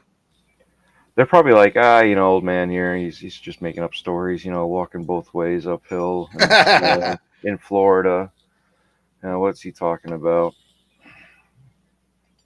It was Yeah, never yeah. that cold Back in in my day, we Florida. had to fight hurricanes with our bare hands. We wrestled them. We wrestled them. So, but yeah, like I said, it's a shame. I can only hope that they're finding a new way to bring these back out again. Um, Maybe it's a way to spark interest for people to hurry up and buy what they have out there now. Because again, they're going to lose out on the money. So if they tell you, and this is the one thing I do like, is that they tell you ahead of time they're going to delist these games, versus you find out that the game was poof already delisted, and you've been eyeballing it and keep forgetting to buy it, and then all of a sudden you can't even buy it anymore. And I hate that. But at Yeah, least I they're actually have giving some of these people the games on my ability wish to list, purchase it. Yeah. so I need to get on it. Yeah. So yeah, definitely get what you can. Hopefully there'll be like another thing next year saying, hey, even though we delisted these games, you can buy this in a collection, this format. Maybe they're gonna put out a Sonic's Ultimate Collection too. Who knows? It could be, but again, two would not have anything that was in one. Yeah. So you're still going to be missing stuff. So maybe they're going to do like the next gen version, playable, blah blah blah, whatever. I don't know. Maybe GOG. Who's it? GOG or no? Who's the other one that does? There's Steam. another company. No, not Steam. There's another company that puts out older classics from like the Windows 32 era. And they bring it to. Pirate Bay. I think maybe that's it. No, I know. I'm just messing with you, Dread. No, there's a company that does that where they take those old games for a while. I haven't been to Walmart in forever, so I don't know if they still do it, but I used to see it in Walmart all the time. All these old Windows classics, they would update them for Windows 8 and 10 and XP at one point in time. So I'm sure somebody like that's probably buying into it. What was it? Who was it? ACM or something like that did the Oh, it was like ASCII or something like that. yeah they did the Neo Geo. They Oh my gosh, I forget brought the back name. the Yeah, Neo but, Geo games. yeah, I know. So who knows? There could be a clause there that they're the only ones that are going to be able to redo those games for like a next generation. They're going to be the next publisher for those games, even though it's still owned under Sega. Mm-hmm. So any number of reasons. Really, Sega's the only one that knows why they're doing what they're doing, and it's unfortunate. But like I said, as long as you get it while you can, yeah, it might be a money grab, but at least they're giving you a month to get what you can, because we don't know how long it'll be before you'll ever get a chance to buy these again. That's right. Now, from a reseller standpoint, yes, you want to play these, come pay an extra $10 now because it's no longer available digitally. Suckers. No, I'm just kidding. But the Sega Genesis games will be delisted December 6th. December 6th. So you got about a month to get these, right? Now, they are still going to, if you have a Nintendo Switch Online subscription, they'll still be available on Nintendo Switch Online because some of these got uploaded, right, to Nintendo Switch Classic. So, yeah. So they get pushed out of the service. Yeah, they're probably going to cycle out of the service. But yeah, all of these games, all of the Sega Genesis games and the non-Sega Genesis games are getting out of here. So out of all these games, I asked my panel, which one do you think would you recommend for the chat to buy the most? Now, I want to be specific. I want a game. I don't want you to say, oh, buy all of Volume 1, buy all of Volume 2. No. Okay? Volume 1, Volume 2. Okay? So, yeah. That's what we are. Now, this isn't the first time this has been delisted. As you can see here, on May 2022, Sonic the Hedgehog games were removed from individual and compilation sales on Steam to be replaced by Sonic Origins, as well as Sonic CD was also delisted, right? And then on November 6th, they said that they're going to delist all of these. So, I mean, the delisting has already started. They're just going to finalize it, which sucks. So, Terry, what game did you want to tell the chat to buy? So I chose a game that I feel that people wouldn't pick, and that is Sega Bass Fishing. Because I feel like games like Streets of Rage and Crazy Taxi, Shinobi, those are no-brainers. Everyone's gonna say those. So like, I want something that people are not gonna be, that kind of flies under the radar. And this game is cool. No point. Right. He has it muted. He has it muted, but this game sounds like an action fighting game. Like, no lie. Like, he's like, ready, fight, and you're getting ready to pull in your lure. And it's the music is like fast paced action music. You feel like you're in a racing movie. It's just like it's not your game. They managed to make it very entertaining. And then I want to see him catch something. Hold on, I want to see this ready fight thing you're talking about. He's not doing it on this one, but they have it. We got to find a fish. We got to find a fish first. So this was on my Dreamcast, and it actually came with a fishing reel controller. And this is the Nintendo Switch version, which you can use the Wiimote or the Switch Mote, whatever it is, as the fishing reel controller. And you can actually use the little D-pad. Do this with the D-pad to reel your fish in. It's really fun. If you actually pulled up like the trailer for like the Wii, I think it was the Wii. And it basically covers all the hilariousness that is Sega. I have no idea why sometimes YouTube just craps out on me sometimes. Like the announcer guy, think of like, you remember how obnoxious it was still fun the announcers were for like 1080 snowboarding? That is going on in this game. Really? Yeah. Let's see. All right. You gotta find like the fish. Like, no, it's just like rock music. Yeah. Okay, an average size. Good. There you go, guys. Get you some Sega Bass Fishing. But anyways, when you start getting further into it and stuff like that, it gets pretty ridiculous. Like, this game is ridiculous. Fish. Like, you gotta find the trailers though. It kind of sums up all the craziness in it versus a playthrough where. Okay, hold on. Yeah, it's funny. Like, look up the Wii trailer. It's just funny. Sega Bass Fishing trailer. I think it was the Wii trailer. Nintendo Wii launch trailer. All right, so let me go to that one. Funny. It's just funny. Oh my god, what the hell resolution did I just get on? 240? You want me to show a 240 trailer? No. Hard pass. Hold on. This stream can't handle 240. I'm gonna have to give you the one to play if anything. Like, it's just funny. Yeah. Like, send it to me. Let me see. Hold on. Dred, are you gonna start Sega Bass Fishing while Terry looks up this trailer? Yeah, no. Dude, I'd rather fish in real life than. You'd rather fish in real life? Yes. Is it this exciting to fish in real life? No. All right, let's see. Let's check in with the chat real quick. I haven't looked at the chat in a while. Let's see. Doggy says that he blames the Series S for this. Damn that Series S! It's all your fault. And Doggy says that he pretty much owns all these. Same, bro. Yeah, pretty much the same. Boom, boom, kaboom. Noof Nukem is in the room. Thank you so much for being here, Noof. You are the real MVP. Be sure to check out Gaming After Dark every Tuesday night.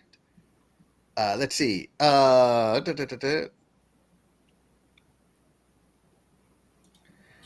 Jacob Novik says, question, will delisted OG 360 and Xbox One Series be available on your library? I mean, if they're backwards compatible, I don't see why not. So, yeah, I don't see why not. And as long as this is on the back compat list, Sega Genesis Classics is $30, so I just bought it. Yeah, good for you, buddy. Good for you. I think you should. Let's see. Jacob Nova says, good for me. Got every achievement in the 360 version of Sonic Fighters, and it only has 500 gamer score, not 1,000. Oh, okay. There you go. Let's see. Big Money says, y'all think Sega can close her down? What? Y'all think Sega close her down? I'm sorry, Big Money. I don't understand your question. Do you think Sega is closing down? No. Not with the success they've been having with Persona, Metaphor ReFantazio, and the Yakuza series. That's like their moneymaker right now. Just saying. Yeah. Let's see. All right. So Noof Nukem recommends Revenge of Shinobi. Yes, I know that Noof Nukem is a huge Shinobi guy. So yeah, this would be his thing. Here. Shinobi's the way to go. Yes. Game on, Jesse. Thank you so much for being here. You are the real MVP. Appreciate you. And guys, let us know which game from the Sega Classics from this list you would recommend to people to play. Now, there's so many of these that I would recommend, but of course, it's hard to narrow it down to just one. You know what, Terry? I'm going to play this 240 trailer, and we're just going to call it good. Let's see. This is officially from Sega, guys.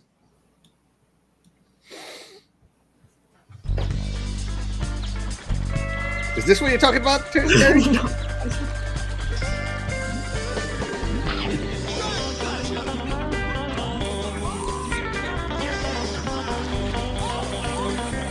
Land of Lunker? Is that European talk or something? No. Is that fish term, Dread? You fish? There must be something in the water that you're talking about.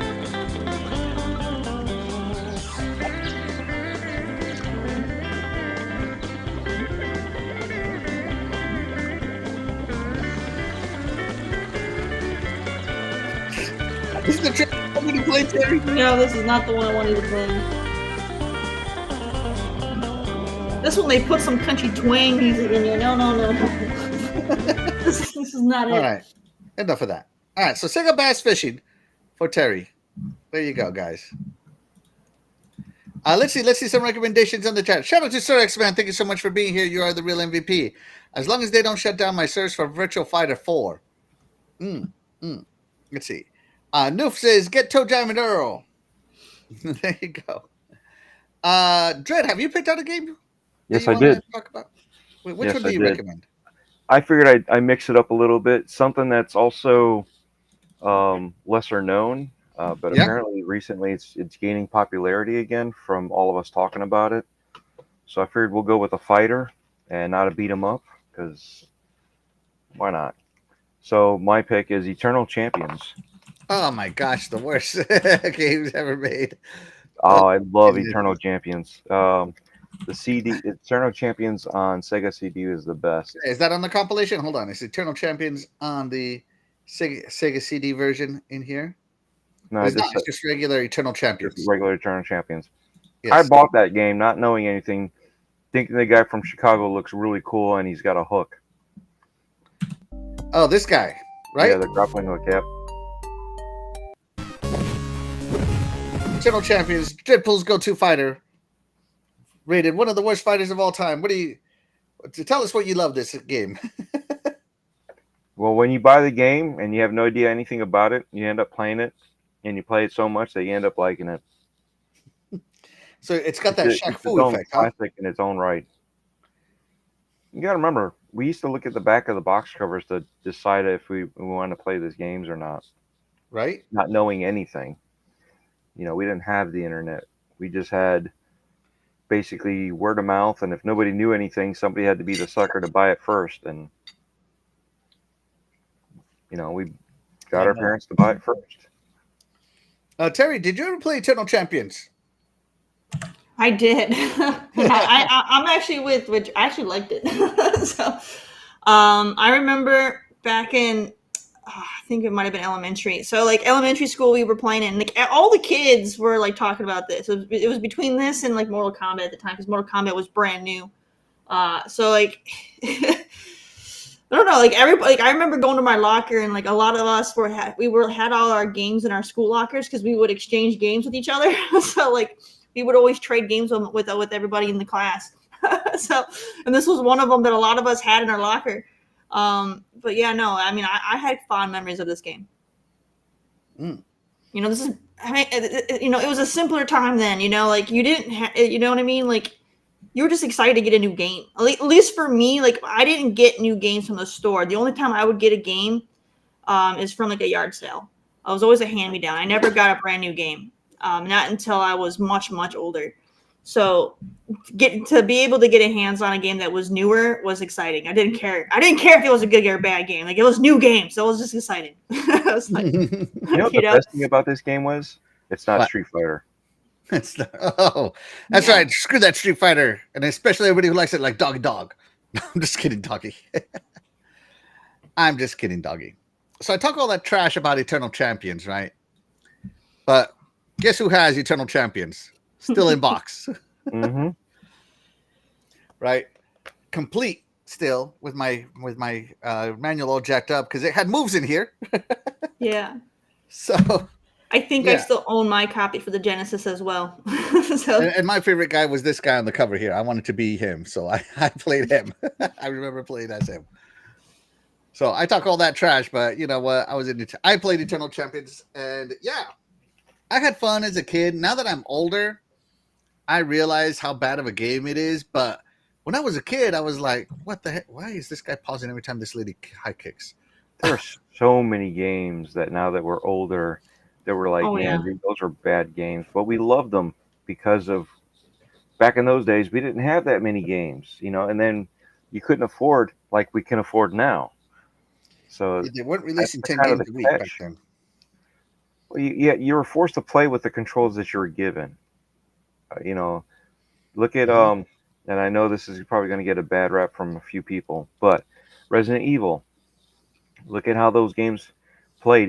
Even up until Resident Evil 5, I was still complaining about how I didn't like the controls. You know, the controls are finally better, and the graphics look great, but it just wasn't to what they are now.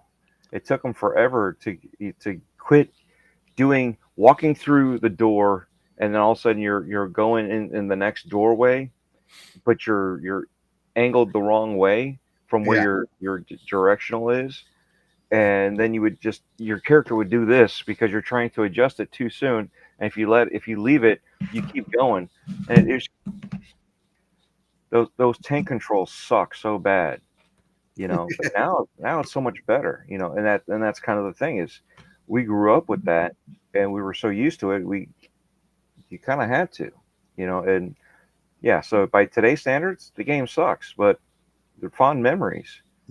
Fond memories. You didn't have other games to play. Yeah, absolutely. You know? And you only got birthdays and Christmas for games. You had to pick wisely, and if you screwed up, so be it. This is the guy I was Blade before he was Wesley Snipes. So that's who I was. Or a vampire. Or a vampire, yeah. He was probably already a vampire, just didn't know about it till the movies. Because, you know, I was young. And so, yeah. This is the guy I wanted to get good at. But he was very difficult because he was like the Zangief of this game. So, yeah. He was slow. Let's see. Back from the Dead says one man's trash is another man's treasure. Yeah. Definitely. Doggy says, I didn't know they released this on Xbox. Let's see. And yeah, I had this too. It was a really good fighter. Really, I love fighting games so much. Yeah. Noof Nukem says, we need a Killer Instinct 2, like now. Well, there's a 1, a 2, and a 3, and then another 1. Yeah. I think he means a sequel to the Xbox. Yes, I know what he means. Yeah. That's it. Yeah. And yes, absolutely agreed, Noof. But yeah, Eternal Champions, not bad. Not a bad pick at all. I remember playing this game. And of course, who could ever forget? FM chip, baby. It really wasn't bad. So, so my take, obviously, the game I want to recommend, obviously, get yourself the Sonics, get yourselves the Fantasy Stars, get yourselves the Shinobis, the Shining Force, get yourself the Comic Zone, which has picked up in popularity a lot lately. Nobody knew about this game, and now it's super popular, which is weird to me because I couldn't find this game when it wasn't popular. Now that it's popular, it's gone up in price. But it's a great game. But the game, I have a lot of love for the Sega Saturn. A lot of love for the Sega Saturn. And the game I'm going to recommend to everybody is from the same guy who gave you Sonic, is Nights into Dreams. So this is the Xbox 360 version. It came out on the Xbox 360. If you're good at this game is only about an hour and a half to 2 hours long. But to get good, you're going to play this game for about, 10 hours. Right? Because it's an arcade game. So, of course, in arcade style, it rates your flying ability. Right? And I really love this game. I love the music. I think the bosses are great. This character, the Nightmarean, he's awesome in my opinion. And everybody should experience this game because I wanted this game so bad when I was young on my Sega Saturn because it used that 3D controller. If you guys remember that one, and it advertised free flying in space. It wasn't. This was a real flyer. Okay, the path was preset. And depending on how far you got, the path would change. But it was so great. I still remember loving this game and playing it. I played it on my 360 not too long ago because it's still fun. And it's an arcade game, so you can play this game in small spurts. And it's a shame that Sega hasn't continued. I think they made a sequel for the GameCube to this game. I think Nights into Dreams had a sequel on the GameCube. But other than that, it has gone dead. And I really am sad because they need to bring it back. And it is such a great game. So here you go. Once you're done flying all of it, it tells you what you are and your overall rating a B, right? And depending how you rate depends on the final boss. It really depends on the final boss, right? So here is a boss now. It's a great game to me because I don't know. It has that arcade Sega feel, but at the same time, it was brand new for the time. So I don't know. Nights into Dreams to me is really good. Obviously the kids are being haunted by their dreams, and you play a Nightmarean. You possess the kids. You're a Nightmarean, and you possess the kids to give them courage on how to not have nightmares during their dreams. So that's the whole basis of the game. And man, the music, just top-notch music. I mean, just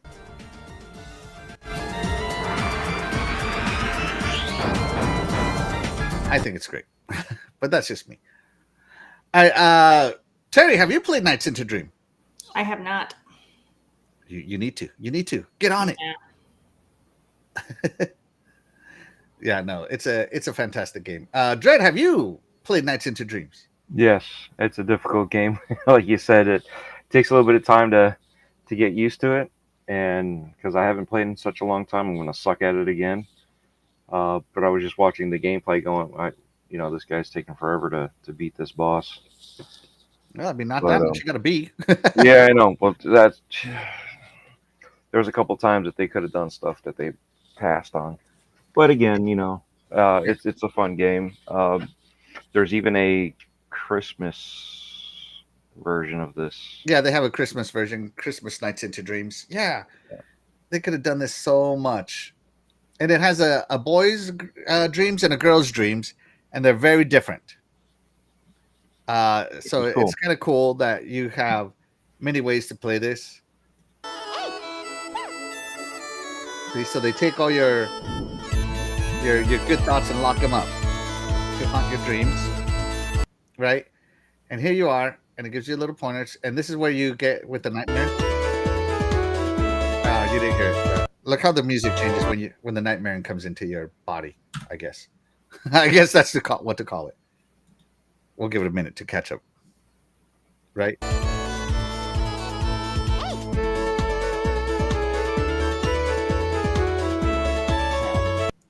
Anyways, so yeah, the Nightmare, you play him, and he's pretty cool. I think he's awesome. So I recommend Nights into Dreams. So yeah. Let's see. Hey, Grandpa X. Oh my goodness. Thank you. Thank you. Let's see. I want them to make a new version of Virtual On. Oh my gosh, I love Virtual On. Virtual On Ontario Tangram is also on the 360. I don't know if it's still listed, but I remember that Ontario Tangram came to it. So yeah. Let's see. I still have my joystick controller and my Saturn for Nights into Dreams. I do too. It's awesome. It's awesome. It wasn't working the other day, and I got so scared I had to pop it open. One of the wires came loose. I had to solder it back on, and I was like, oh, thank God. So yeah, it wasn't working the other day, and I'm like, no. I was so sad. So yeah. But yeah, guys, the Sega Genesis classics are going to get delisted, so be sure to pick them up. Be sure to pick up the games you want, because this is a lot of games to just disappear forever and ever. So or maybe for now, are you willing to risk it? For the biscuit? Risk what? Risk not buying them and losing them forever. Oh, buddy, I'm good. I got them. By the way, this one, before the Sega Genesis Classic Collection came, the Sonic's Ultimate Genesis Collection was on there. And you, through playing it, you can unlock some of these games that are not Genesis games. Like you can unlock Golden Axe Warrior, Alien Syndrome, Zaxxon, stuff like that. It's pretty cool. So that not only do you get all the games right away, but then if you play after you play so many, you unlock more games. It's pretty cool. It's a pretty cool little compilation. I love it. But yeah, get yourself the Sega Genesis Classic Collections, guys, before they go away on December 6th, which I'm so sad about because, like I said, I'm a huge game preservation person. I believe in it. And this goes against it. This goes against everything I believe in. But you know what goes with what I believe in, Dredd? You want to know what it is? You can fly. Yeah, you can buy. Yeah. You can buy Death Stranding on Xbox now. That's right, at PlayStation. Let me zoom in for those of you who want to doubt. 20. Can you read this out loud for us, Terry? 2024 Sony Interactive Entertainment Incorporated. That's right. Available on Xbox, baby. Going third party confirmed. Right? We got MLB The Show, first party game on Xbox, and now we're getting Death Stranding. Sony Interactive Entertainment, confirmed. Confirmed, Terry, confirmed. Third party. They're going third party, right? So this one was just shadow dropped on us on a random Tuesday. Was it Tuesday or Thursday? It was Tuesday, right? I think it was Tuesday. Let me see. November 7th. So that was Tuesday. No, I was wrong. It's a Thursday. It was a Thursday. It got shadow dropped on Xbox on a random Thursday, and it just dominated the news. It dominated the news. Shout out to Pure Xbox. They did a comparison for the Series X and Series S version, so that's what we're watching here. But yeah, Death Stranding now. If you remember me saying, and I do remember this, when this game came out, I said that Kojima is washed because I don't think it's that good. I stand by what I say. Okay, you're not going to see Axel getting Death Stranding. Okay. For all the love I have for Kojima, I don't have any love for this game. But I'm sorry, just delivering stuff with a weird baby and a confusing. The fact that people say, "Oh, you got to play this game for like 10 hours before it gets good," screw that. The fact that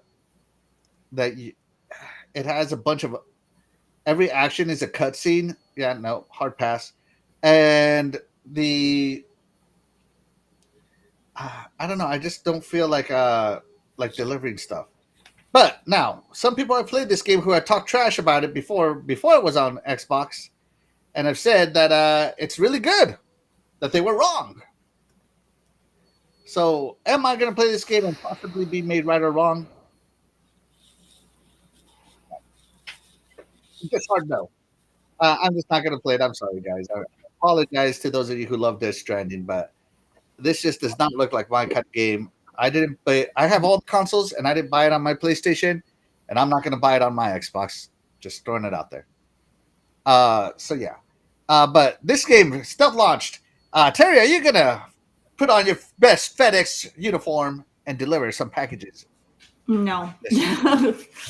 This was one of those games that I had zero interest in, and it's like, I basically put return to sender. I have no interest in this game. I couldn't care less about it. I didn't care about it when they were announcing the game and everybody was getting all hyped just because Kojima's name was on it, and I'm like, dude, this game doesn't make any sense. And then the game came out, and it made even less sense after it came out than when they were advertising it. And I don't know.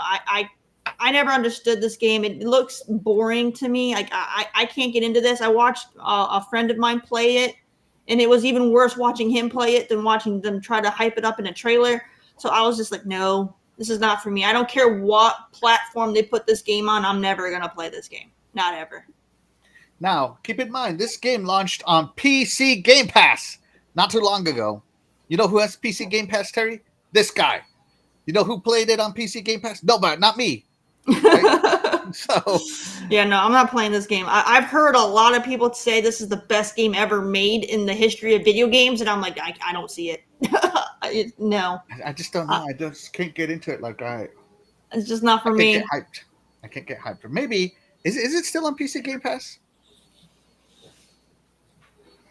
Do you think is it still on PC Game? Well, let's see. Isn't there like a Game Pass tracker or something like that? Or Game Pass counter? I don't think they've updated that website forever. It was Game Pass counter, but I use that. I stopped using it because they stopped updating it. Yeah, I think they stopped updating it. It's so funny. The guy made a big deal about launching it, and then he just stopped updating it.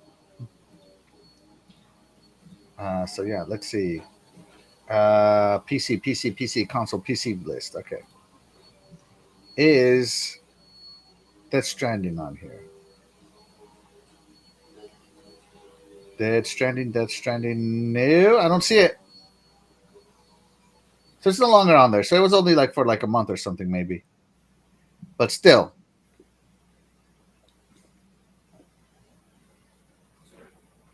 So there you go. Chair Walker confirms what I just said here. I did play it on PC Game Pass, and it's not on PC Game Pass anymore. There you go. See? So there you go. So, Dredd, did you ever play this on PC Game Pass or on your PlayStation 4, PlayStation 5, PlayStation 5 Pro, PlayStation Slim? No. PlayStation Portal? Any of those? No, not at all. Are you going to play it on your Xbox Series X or S? Well, I got to point out something. Yes. Remember what they said it could not be played on Xbox? They said the Xbox couldn't handle it anyway because the Series S couldn't do it. Oh, wait. What am I looking at? Some Series S gameplay.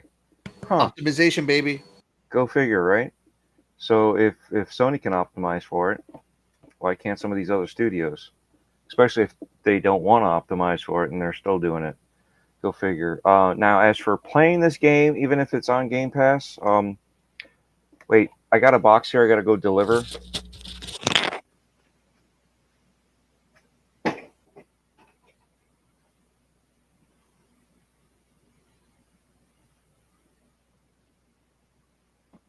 All right, we're waiting on Dredd. Oh, here he comes. He delivered it. Did you just play the game?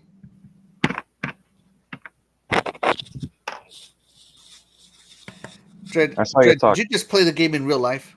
I did. I'd rather do it in real life than fake life. Oh my goodness. This game gets me just as excited as Ancestors did. Like, no. No. Yeah. I like I said, if you like this game, hey, good on you. You know, games like this are for somebody. and that's the main thing. Not for me. I wanted to like the story, but I just can't be FedEx Simulation. Like I said, if this game comes to Game Pass, I might try it. But just being honest, it came to PC Game Pass. I have a PC that's capable of running this game, and I didn't. Just of all the games I want to play in my life, this is just not one of it. And you're looking at a guy that has huge respect for Hideo Kojima, but I got to be honest. When every trailer he ever showed of this game just made people confused, and you had to have a press conference to explain what the hell was going on, and it just left more people confused. And then people played the game and were still confused. Like, to this day, nobody has explained this game. Like, I remember listening to the Xbox 2 podcast, and Randall Thor had played this game, and he's like, oh, it's pretty good. Da, da, da. And he tried to explain it, and he couldn't explain it in a way that made sense to me. I'm just like, I don't know if I want to play that game. And I apologize for the vacuum noises in the background, guys. Do you guys know anyone who's actually beat the game? I know lots of people who played it. I don't know anyone who's actually played the whole game. Not here. But I'm so happy that PlayStation has decided to go third party and bring some of their games over to Xbox, even if it is Hideo Kojima's Death Stranding. And hey, shout out to Hideo for supporting both Xbox Series X and S. So that is fantastic. Like I said, I might give it a try just because you know what? Now it's on my preferred platform. I might give it a try. Might is the key word here, right? I'm just gonna rewind this and shout out to Pure Xbox again for putting this video out. So yeah, this again, this footage comes to you by right here, Pure Xbox. I'm not trying to copyright or take anything from them, right? Shout out to them. So yeah, so I just don't. I don't know. I just have trouble getting hyped, but I'm very happy that this is happening. Because it started with MLB, now it's moving over to Death Stranding, and everybody's like, "Oh, it's a 4-year-old game." Blah blah blah. You know how we used to do it, right? But this is the beginning of that multi-plat future that Terry dreams about, right? So this can only be good for Terry, even if it's a game she's not interested in. It's still good, right, Terry? Yeah, I'm happy that more people can play it that maybe didn't have a chance to, but I'm still not playing it.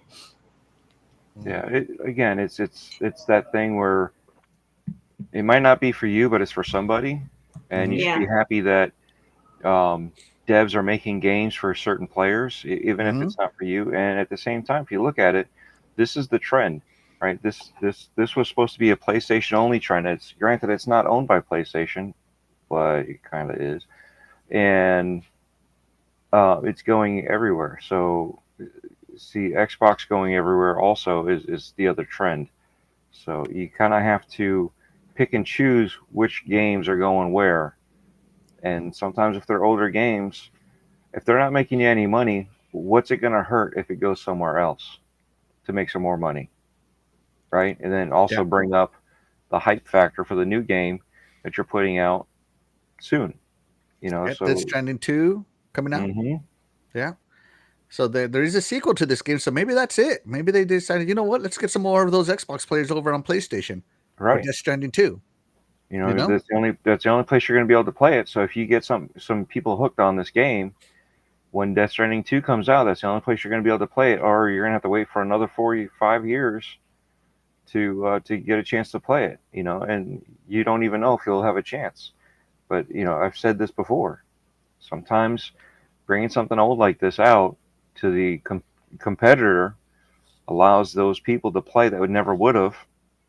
If they were interested, they just never would have because they couldn't for whatever reason. And now it gives them more incentive to buy the next console that they have coming out that they can play this game or the sequel, actually. Yep. Yeah, and so this is all good, and of course because it's Sony Interactive Entertainment, they spent zero advertising dollars on this. But so not only did we not know. Oh, you know what? Let me check. Let me catch up with the chat here. Let's see. Doggy Dog says Twitter was absolute blast on Thursday because of this. The salt was flowing. Yeah. It was PlayStation PlayStation 5 Pro Day, and everybody was talking about Xbox as usual. Yeah, as usual. Yeah. Chad Walker, thank you so much. Let's see. Crazy Greek Dude says, I purchased Death Stranding on PC when it was in Game Pass. Is my copy upgrading to Director's 4K? Oh, I don't know. Let's see. Yeah, they're talking that this was only possible on the PlayStation, but because of the Decima engine or something like that, was only for the PlayStation the hardware. SSD was faster, so that you couldn't load no, all this this. This came on the PlayStation 4. Back then, it was something to do with the Decima engine, the first party engine, right? There's so many different narratives depending on who you talk to. We lose track of them. Was only possible on it because of the SSD, and I'm like, Portal was on the 360, and those were slower PCs, slower or not PCs, but CPUs, slower memory, all that stuff. Mm-hmm. So again, people talking out their backside. Not knowing what they're talking about. Crazy Groot Dude says, is my copy getting upgraded to Director's Cut? Absolutely not, man. This is a PlayStation game. You got to pay $10 for that upgrade. Just saying. That's the way they roll. Or you might have to pay a whole new. You either got to buy brand new or you got to pay the upgrade fee. They're not giving you the upgrade for free. That's PlayStation. Buddy, absolutely no. Let's see. Decima engine is now officially a multi-console engine. Yeah, it is. And you know what? Shout out to them because they're it's an impressive engine. Just being honest. Decima is an impressive engine. And they've put time and effort and money into it. So yeah, they're doing something right. Can't really diss on that because it looks good. I mean, I'm looking at it. It looks good. Right. And I know you guys can only see in 720p, but I see this in a higher resolution, so it looks more different to me. Oh, we can see it. We can see it in the low resolution. You can see the differences. Yeah. But not only did we not know that this was coming to Xbox, but every insider in the world didn't know this is coming to Xbox. The best kept secret in gaming, or some sort of NDA fear took over. What do you think happened, Dread? That none of this leaked. It did not leak at all. Not even a little. Not even like a little tidbit. Not even a little bit. What do you think about that, Dread? I think it's a good thing. It's a good sign that some people are able to keep their mouth shut and not spread the information out that they're not supposed to. And that's, it's nice to be surprised like this versus hearing rumors, hearing this, hearing that, and knowing that it's, the worst kept secret and it's coming out. I like this. I like the fact that those that knew kept their mouth shut, didn't leak it to anybody, and these so-called insiders didn't know anything. Because Tom Warren would have 100% written an article about this. Oh yeah, he doesn't care about NDAs and other. He will leak it. So will Grub, Special Nick, and of course Jess Corden. Those are the four big leakers I follow. Right, the guys that announce the leaks, like they're shouting from the rooftop kind of thing, right? And none of them said this. So yeah, well, what happened? I mean, I think it's great because I love being surprised. I think it's fantastic because I enjoy the surprises, and I get to report on this just as much as they get to report on it.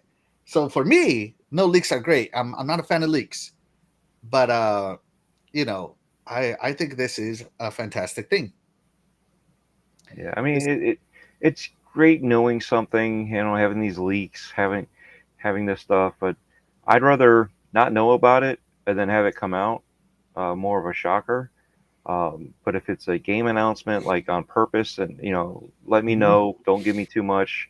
But if you're going to show me, like the first time, just tell me about it, but don't tell me about it 5 years in advance. You know what I mean?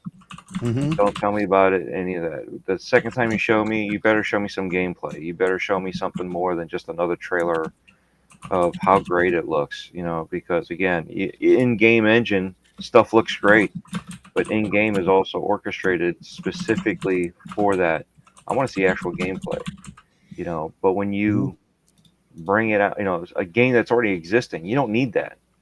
So a game like this being kept quiet, that, I'm assuming they all assumed that they were working on Death Stranding 2, which was the surprise that they were also working on this to come across to the Xbox platform and PC. Maybe they knew it was coming to PC and just nobody cared about it because it wasn't gonna, I don't know, rage bait anybody on clicking. And sure enough, it came as a surprise to everybody out of nowhere. So again, I like seeing stuff like this. Yeah. By the way, guys, there's a poll in the chat. Be sure to vote. Be sure to vote. We'd love to hear what you guys have to say in the chat.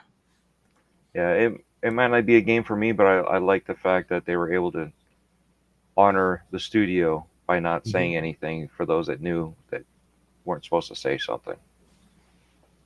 Now, the Defense Force has come out, Dredd. We'll get Terry's opinion when she gets back on this. So, yeah, I think it's fantastic that nobody knew about it. Nobody leaked it. Fantastic. It's awesome. Plus, on the no leaks, just like Doggy, Twitter melts down when nothing leaks. By the way, chat, my chat screen has frozen. I can see what you're typing on YouTube, but I can no longer put it up on the screen. Let me see if I can read some of this. Developers mode has proven that the series consoles can handle most software available. I think it can handle all of it. Doggy's not a fan of Tom Warren. Jeff was crying in his beard Thursday. Was he really? Wow, I did not know that. Yeah, he was crying. He what? He was crying a little bit. Jeff Grubb? No, not Jeff Grubb. Jeff. Jeff Keighley. Jeff Keighley.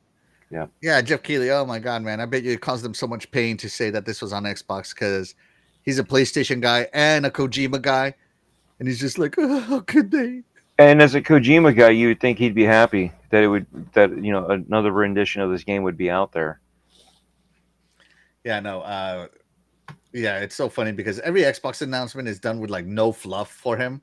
I don't know why Xbox keeps giving him stuff, but because he obviously has so much hate. Because he's got reach. That's the Isn't Kojima in process of making an Xbox game anyway? Yeah. Yes. Yeah. What's it called again? OC, OD? OD. Yeah, OD. But that's all we know is that it's called OD. Let's see. Technically, these insiders live inside, so yeah, they're inside so their insiders touch grass. Let's see. Xbox is tightening on stuff getting out. Nobody knew anything about their last show either. Not even any crazy, stupid rumors. Yeah, which is great. Shout out to DE. Thank you so much for being here. You are the real MVP. Shout out to Pixel Slapper. Thank you so much for being here. You are also the real MVP. Let's see. There is no buy it on PS5 option in the poll. No. That's you already played it. Let's see. Like I said, about to be petty. Let's see. Yeah. Let's see. DE says he's gonna bring down his PS5. I think, just like he just haven't got into it like Astrobot. Hey, Astrobot's a great game. I've heard. Let's see. A game designed to PS4 run off traditional spinning HDD last gen game 5 years ago in 2019. I don't see why Jeff would be mad. Man, Jeff is just. You need to see his announcements. Like when he announces something pro PlayStation versus something pro Xbox, trust me, you'll see it. Right? That's all I have to say to that. And it's been pointed out by plenty of people, the difference, the way he announces. So yeah, this not getting leaked. We all think it's a good thing. Terry, you were out and about when we were talking about that. Nobody knew this was coming. It just surprised everybody on Thursday.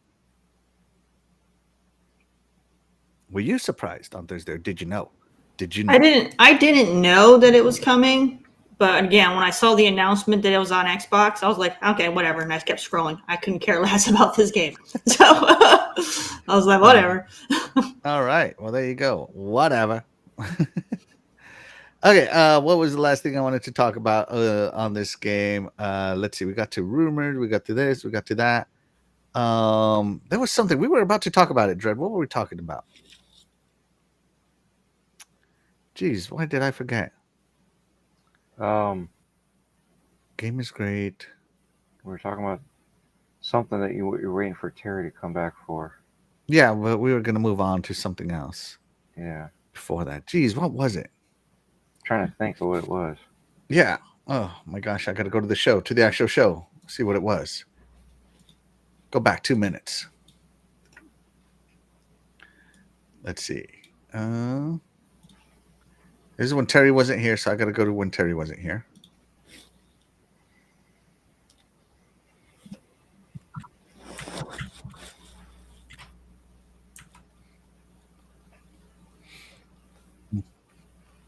Ah, that's right. Yeah, so the Defense Force. I was going to talk about the Defense Force. Right. Yeah. Okay, there we go. Got it. The Defense Force.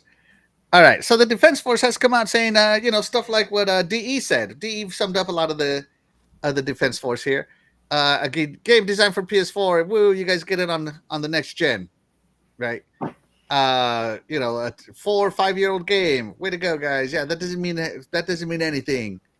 It's old. Stuff like that is what the Defense Force has come out to say. That doesn't mean that PlayStation is going third party. Blah blah blah. Right? And just like with Xbox, everything starts somewhere, man. Once they start seeing the dollars, that's different. Because again, if you think, Kojima might own the rights, but even though he owns the rights, he kept this words in here. Can you read those words again, Terry? Sony Interactive Entertainment. That's right. Even though he has the rights, Sony's getting a little bit of money from this, so they're going to see the money from this with zero advertising. By the way, zero advertising, because they're probably they're trying to prove points that nothing gets out, right? So the Defense Force is coming out. They're saying, so it wasn't published by Sony, it was published by 505 Games. It's a 4-year-old game, blah blah blah, to deny us the third-party future that we deserve, right? The play games anywhere future that we deserve. Just like I can listen to my music anywhere, I want to be able to play my games anywhere. But because the same songs that are on Apple Music, I can listen to on Spotify, most of them, like 99% of them, right? Right, Terry? Yep. So yeah, I'm all for the third party future if everybody participates, and I think this is a good sign. But what do you think about the Defense Force coming out here saying, "Oh, it's an old game," so forth and so on? I mean, it wasn't published by PlayStation. No. I could see them having a little bit of weight to the argument with it not being a first party, I guess, based on 505 and Kojima. But I mean, I feel like that one's still kind of loose. But the whole old game narrative, that's just hypocritical, because they didn't have that narrative when they got Sea of Thieves. That's an old game. Yeah. It sure is. I remember when Sea of Thieves came out and they were like, that game is trash. No one of us would want to play that anyway. And then years go by and now they have it and they're all playing it and they're loving it. So I'm like, what, you got to keep the same energy. So it's like, clearly being an old game, that's not really something they can really, that doesn't hold any water, because Sea of Thieves proved that an older game can sell quite well on another platform that it wasn't originally on. So who knows? Death Stranding could sell quite well on Xbox. Who knows? I feel like the Kojima name itself is why that game sold to begin with. Because I feel like if his name wasn't on it, no one would have bought this game. So based on the way that it was advertised, this game makes no sense, and people only bought it because of Kojima's name. So. Yeah. And I was a huge Kojima fan, but when I saw this game and all the trailers, that's when I was saying that Kojima's washed. And the game is polarizing. The game is polarizing. So it's not like Kojima released this banger he released a polarizing game, but most people that have played it loved it. But again, like Terry, I don't know anybody who's finished it because Kojima games are long. You are in for the long haul, guys. You want content, Kojima's got you. Has anybody that's one thing here? I'll give him. He gives you content. Yeah. Has anybody here in the chat played this game to completion? Please let us know. I don't know anybody who's actually finished this game. Yeah. Let's see. Doggy Dog says Jeff mad because Kojima is his man crush. Oh, hey, my chat started working again. Woo! All right, there we go. Let's see. DE says, you think he's priming the Xbox audience for Death Stranding 2 release potentially if everybody's going non-exclusive in 2025? That's exactly what we think is going on. He's definitely priming people for Death Stranding 2, getting more hype, more interest on that game. So yeah, I definitely think. Shout out to Master Tech. Thank you so much for being here. You are the real MVP. He says, hello everyone, and where was my bot day one on it? Yeah, it's the play option, man. I can only have 4 options up there. I can only have 4 options. Shout out to Ice Queen Gaming. Thank you so much for being here. You are the real MVP. She says, I have played Death Stranding before on the PlayStation. What'd you think? Did you finish it? Let us know. And glad to see you're here. Let's see. The chat says, it's no different than Alan Wake buying IP from Xbox. Some games need to stay exclusive to push custom hardware techniques. Yeah, absolutely. Let's see. Chair Walker says, as soon as you turn on the game, the first thing you see is presented by Sony Interactive Entertainment. Yeah, I saw those videos. Master Tech says, I say 90% will be multiplayer and certain staples that showcase stay exclusive. Yeah, I'm down for that. Crazy Greek Dude says, try it. What, you have a solar Nomad? That's pretty cool, man. Those things are expensive. That's expensive, yeah. And yeah, this is what I heard too. It's a very slow start, lots of cutscenes. Yeah, absolutely. Yeah.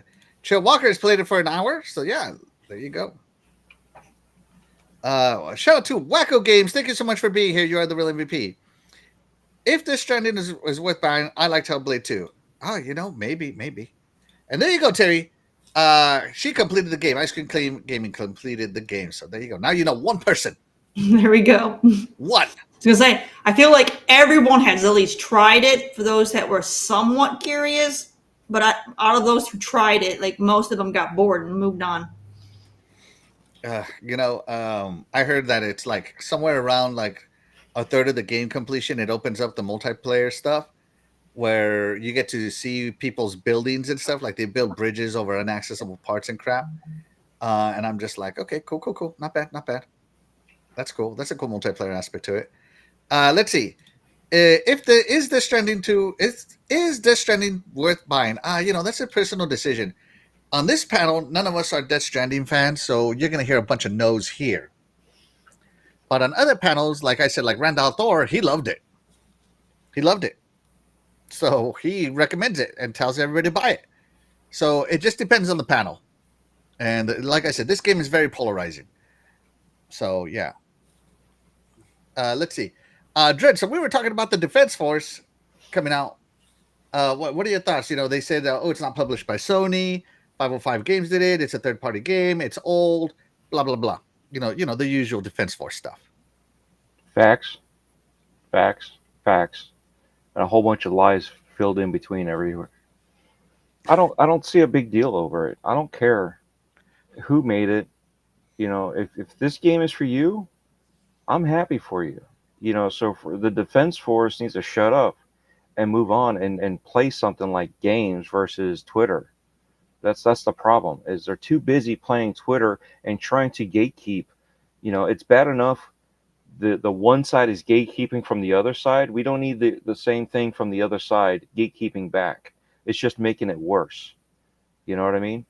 If the devs want to be able to make it for multiplat, let them make it multiplat. Again, same thing with, and this goes across both sides. If I'm making a game, I don't care what side I'm on. Obviously, I want as many people to play my game as possible. I want as many people to enjoy what I made versus making a game that nobody likes, right? Yeah. So if there's an audience for the game that I made, I want them to be able to have access to it. And what do? You bring the games to the player. So if that means going on a competitor or someone you deem as a competitor, then so be it. And that's the problem is too many people make up stuff just to gatekeep others from being able to play. If this ain't your game, this ain't your game. I've already said it before. This ain't my game. But I'm happy for those that have waited unnecessarily when they could have bought it for the competitor. Again, as friendly as some of these execs are, and people have become sort of friends with some of them.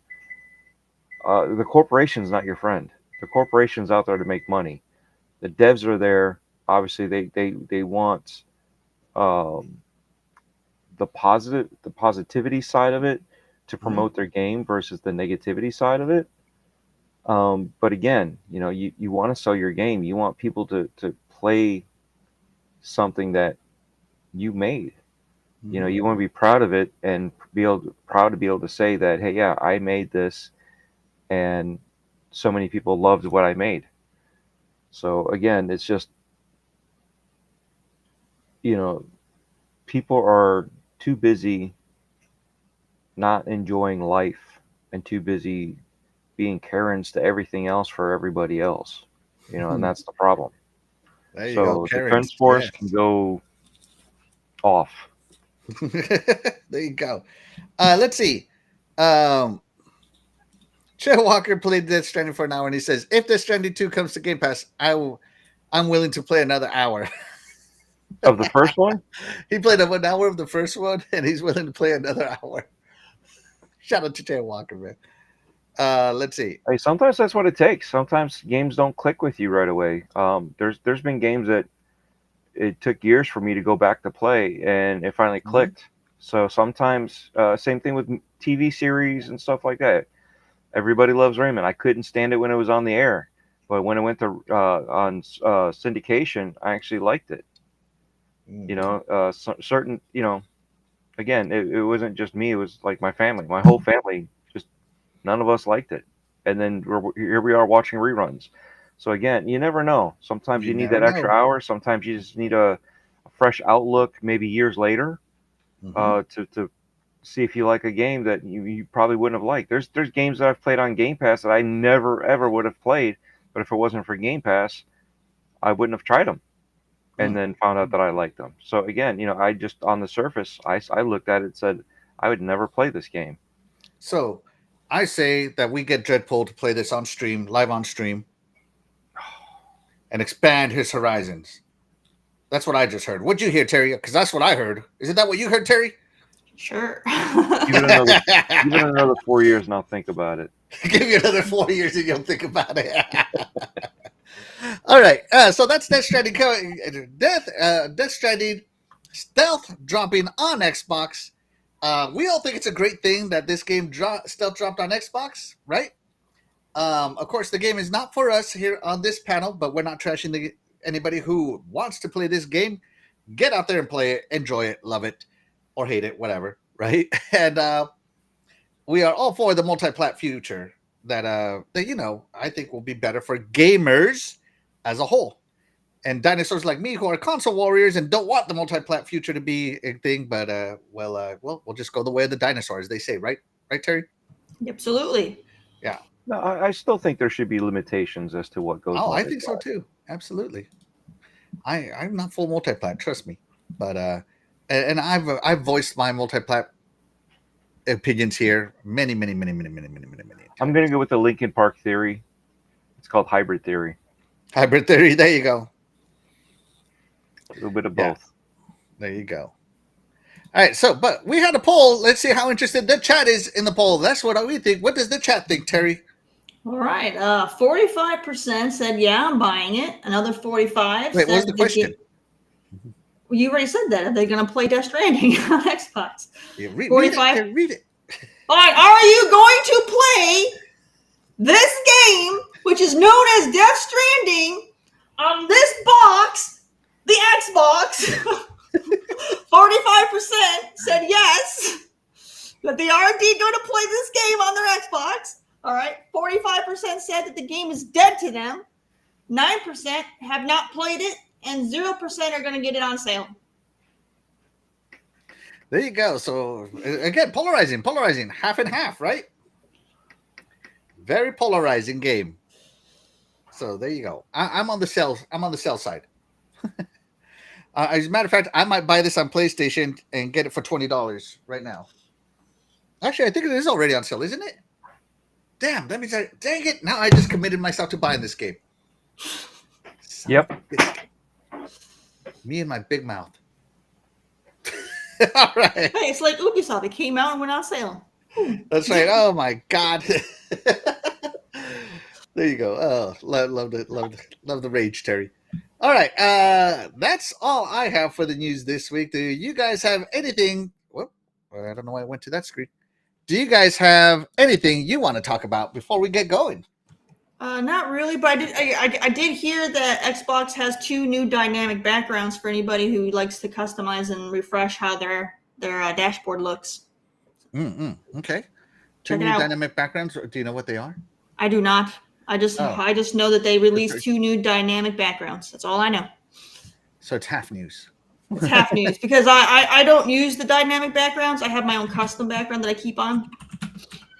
Yeah, I go back and forth. I change my background like every month.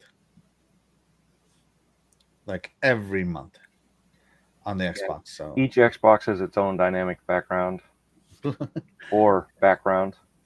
And I don't mess with it. Really? Yeah. Sometimes I like the dynamic background. Sometimes I like the game art background. Right? Let's see. The last dynamic background I see here is from July 16, 2024. Are you sure?